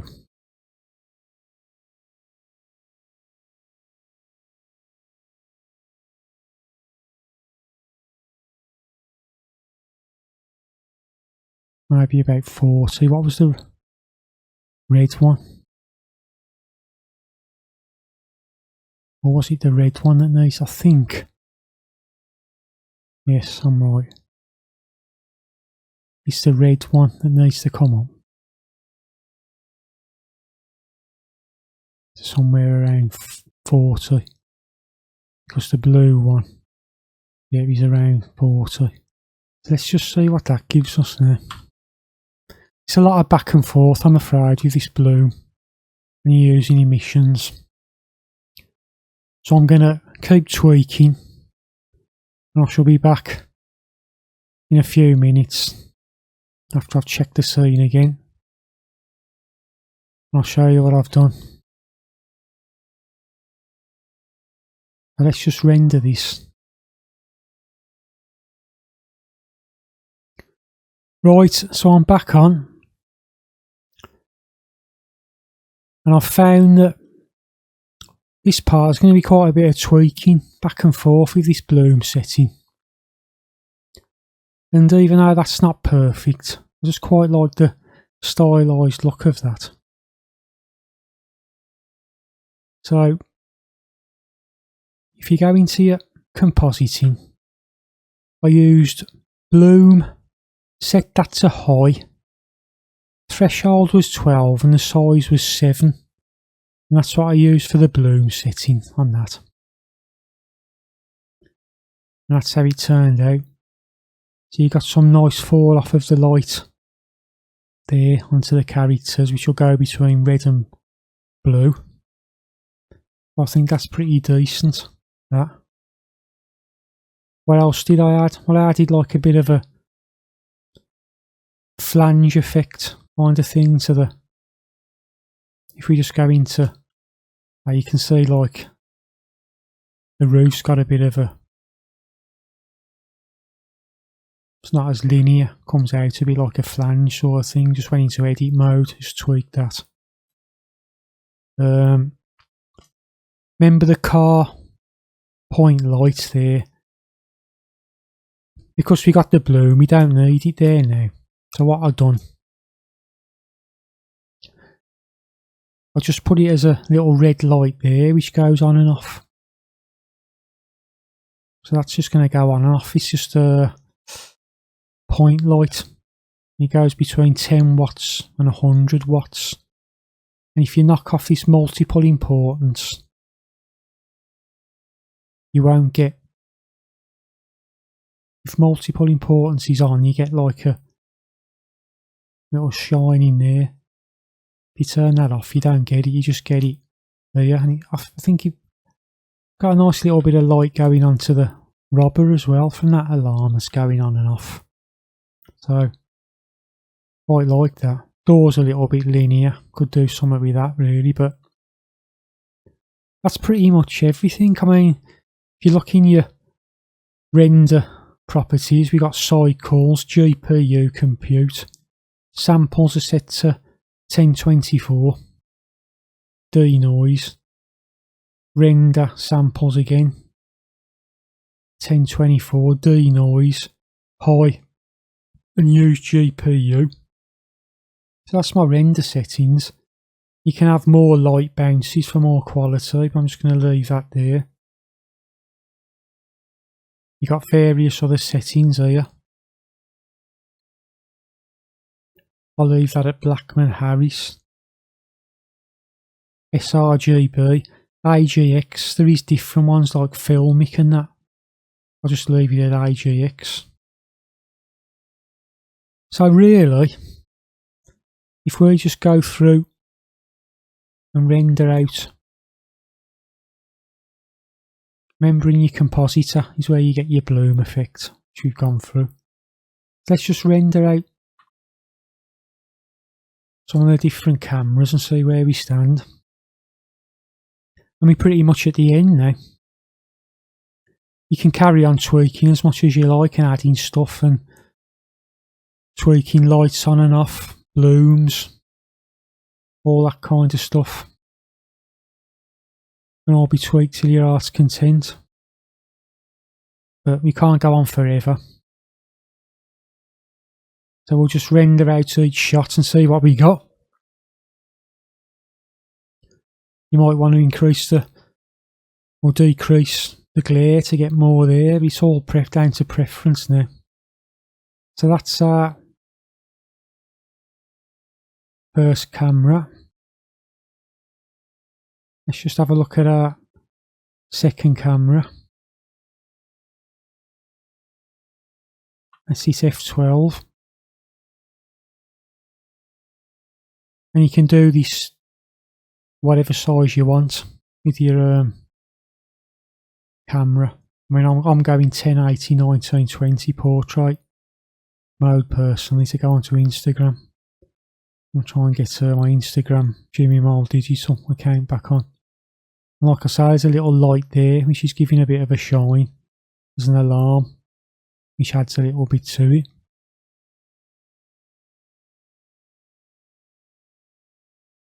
So yeah, around about 35 seconds a frame.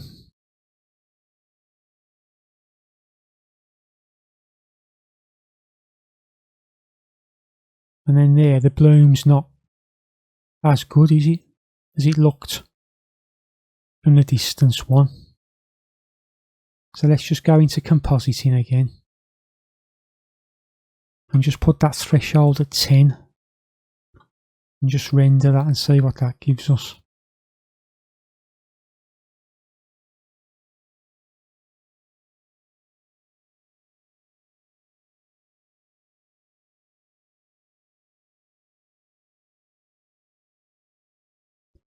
And like I say, it's a lot of back and forth between the glare settings for the bloom and the emission of your light.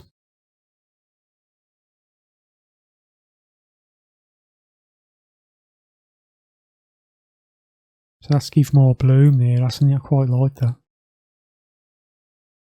So a setting of 10 on your threshold seems to work quite nicely, doesn't it?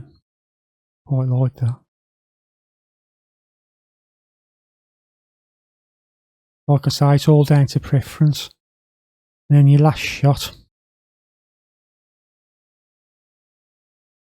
as it's moving out, because we increase the threshold, we might get a bit more here. So yeah, as I say, keep tweaking until you get what you like. You can change materials and do a bit of stuff on that, bit of polishing, add a bevel maybe there, change the colour of the road to darker. All down to you now to... Yeah, that's not too bad, is it? So that's the 3 shots.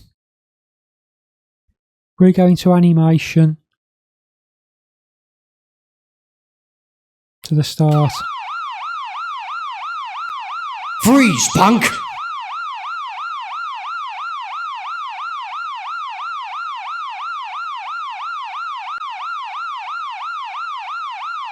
Freeze, punk!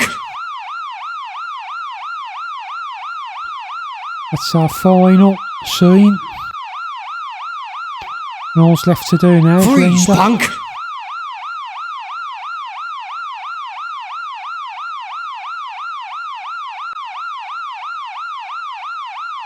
Freeze, punk! So yeah, we just need to render it now. Freeze, punk!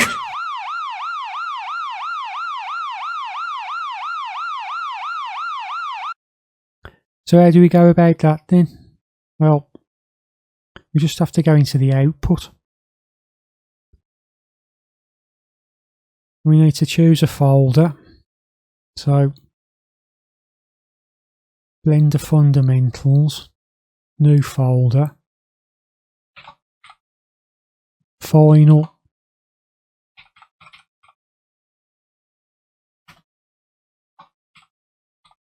project renders. Let's choose that folder, accept, and it'll render out 250 frames.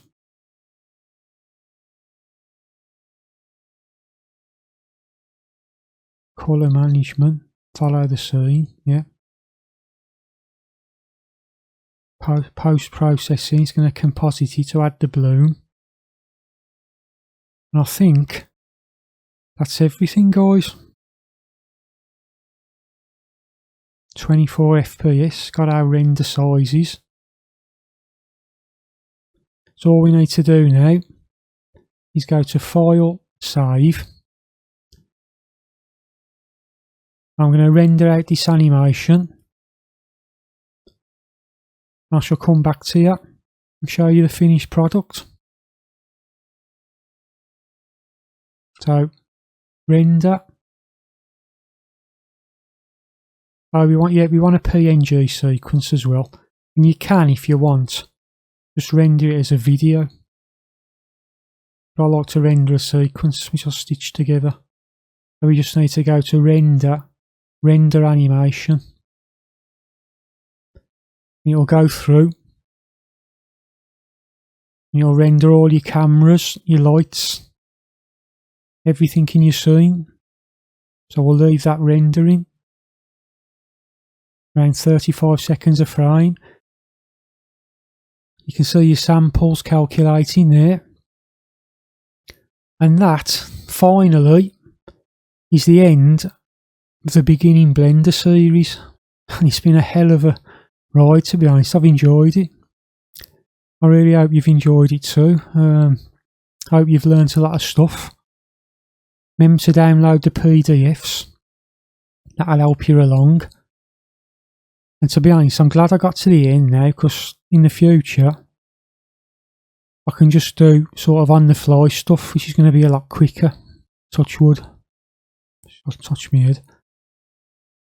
So yeah, you can see it's adding the bloom effect there in the render. At 250 frames.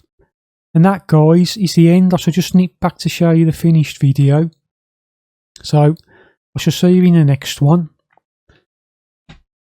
which is, I've just got a list here. I'm going to be doing, I think the bouncing ball's going to be next. Then I'm going to be doing a Santa Claus model, an Enderman, Piggy from Roblox, Playmobil character, a little octopus, Lego Star Wars, Dark Deception, Agatha. There's loads of stuff coming up. And I will actually do a beginning Blender 5 as well, just in 3 parts, going through it more quicker. So yeah, a lot in the future coming. I'll just quickly be back with this finished render, so good luck with it all, guys. Thanks. Right, so we're finally there. Been a long old slog, but I'm hoping you've learnt some good stuff. We're finally at the end of this Blender Beginner series. So let's have a look at the final delivery. Let's loop it. Here we go. Freeze, punk!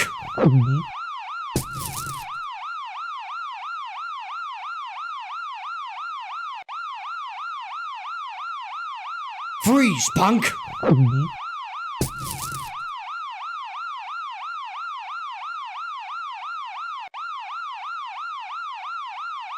Freeze, punk!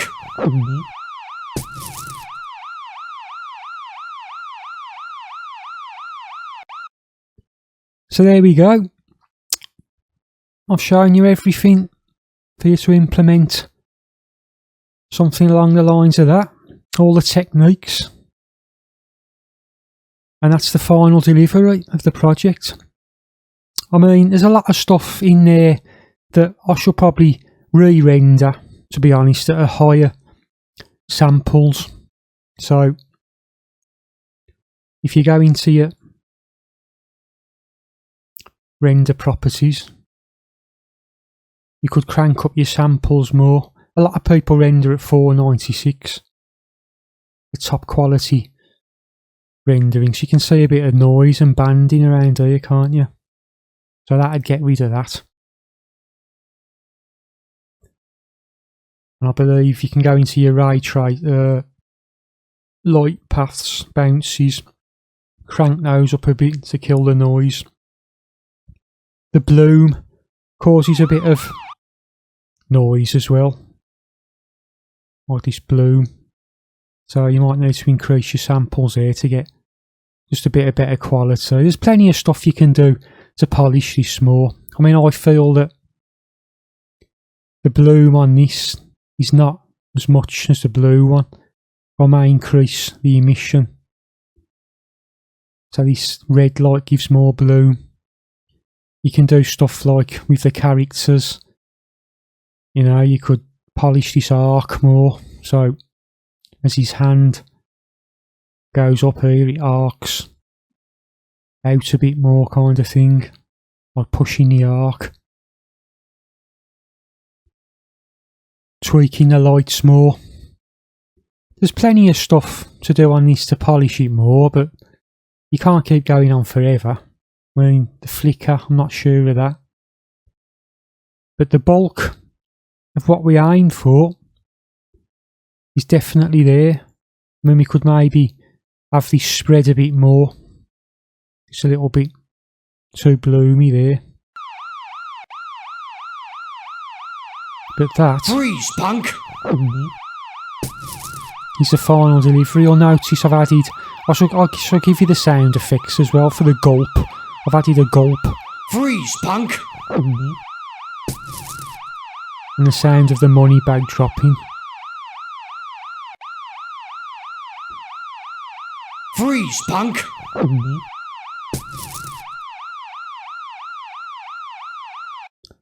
So there's plenty of stuff you can do to polish it up more. And it's one of them things you could go on forever, really, but as I said before, I put this onto my Instagram and do a bit of promo on it, hopefully. If I can get some subscribers, I should probably just polish up a little bit of the characters. As I say, a bit of this bloom here. Crank up the render settings a bit more. Maybe tweak a little bit of this glare. Possibly as the camera. Might start that camera a bit earlier. There's plenty of things you can do to polish up more. It's just all to do with what you think's aesthetically pleasing and looks good. But yeah, let's just play it once more without the lights so it plays properly. And here we go. Freeze, punk!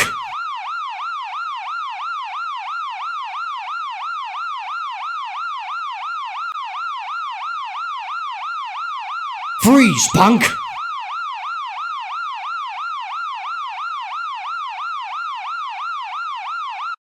I should just add as well, what I might do, the bloom and the emission isn't really being picked up that much on his face there.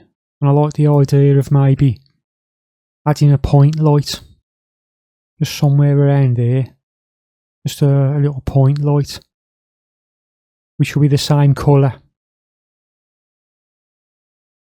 as the light there.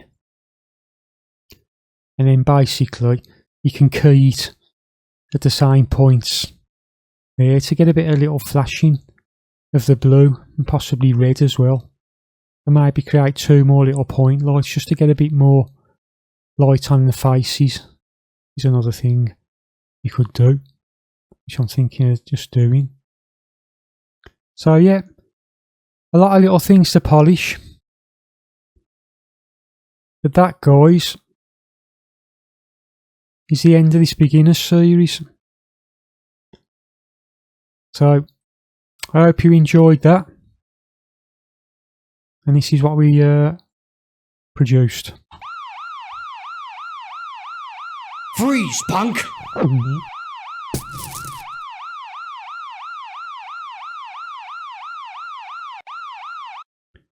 So I'll see you on the next lesson soon, guys. And make sure you download the PDFs, like, subscribe, and try and get my channel out there. I could really do with getting somewhere really after my redundancy from the games industry. So, yep, spread the word if you can.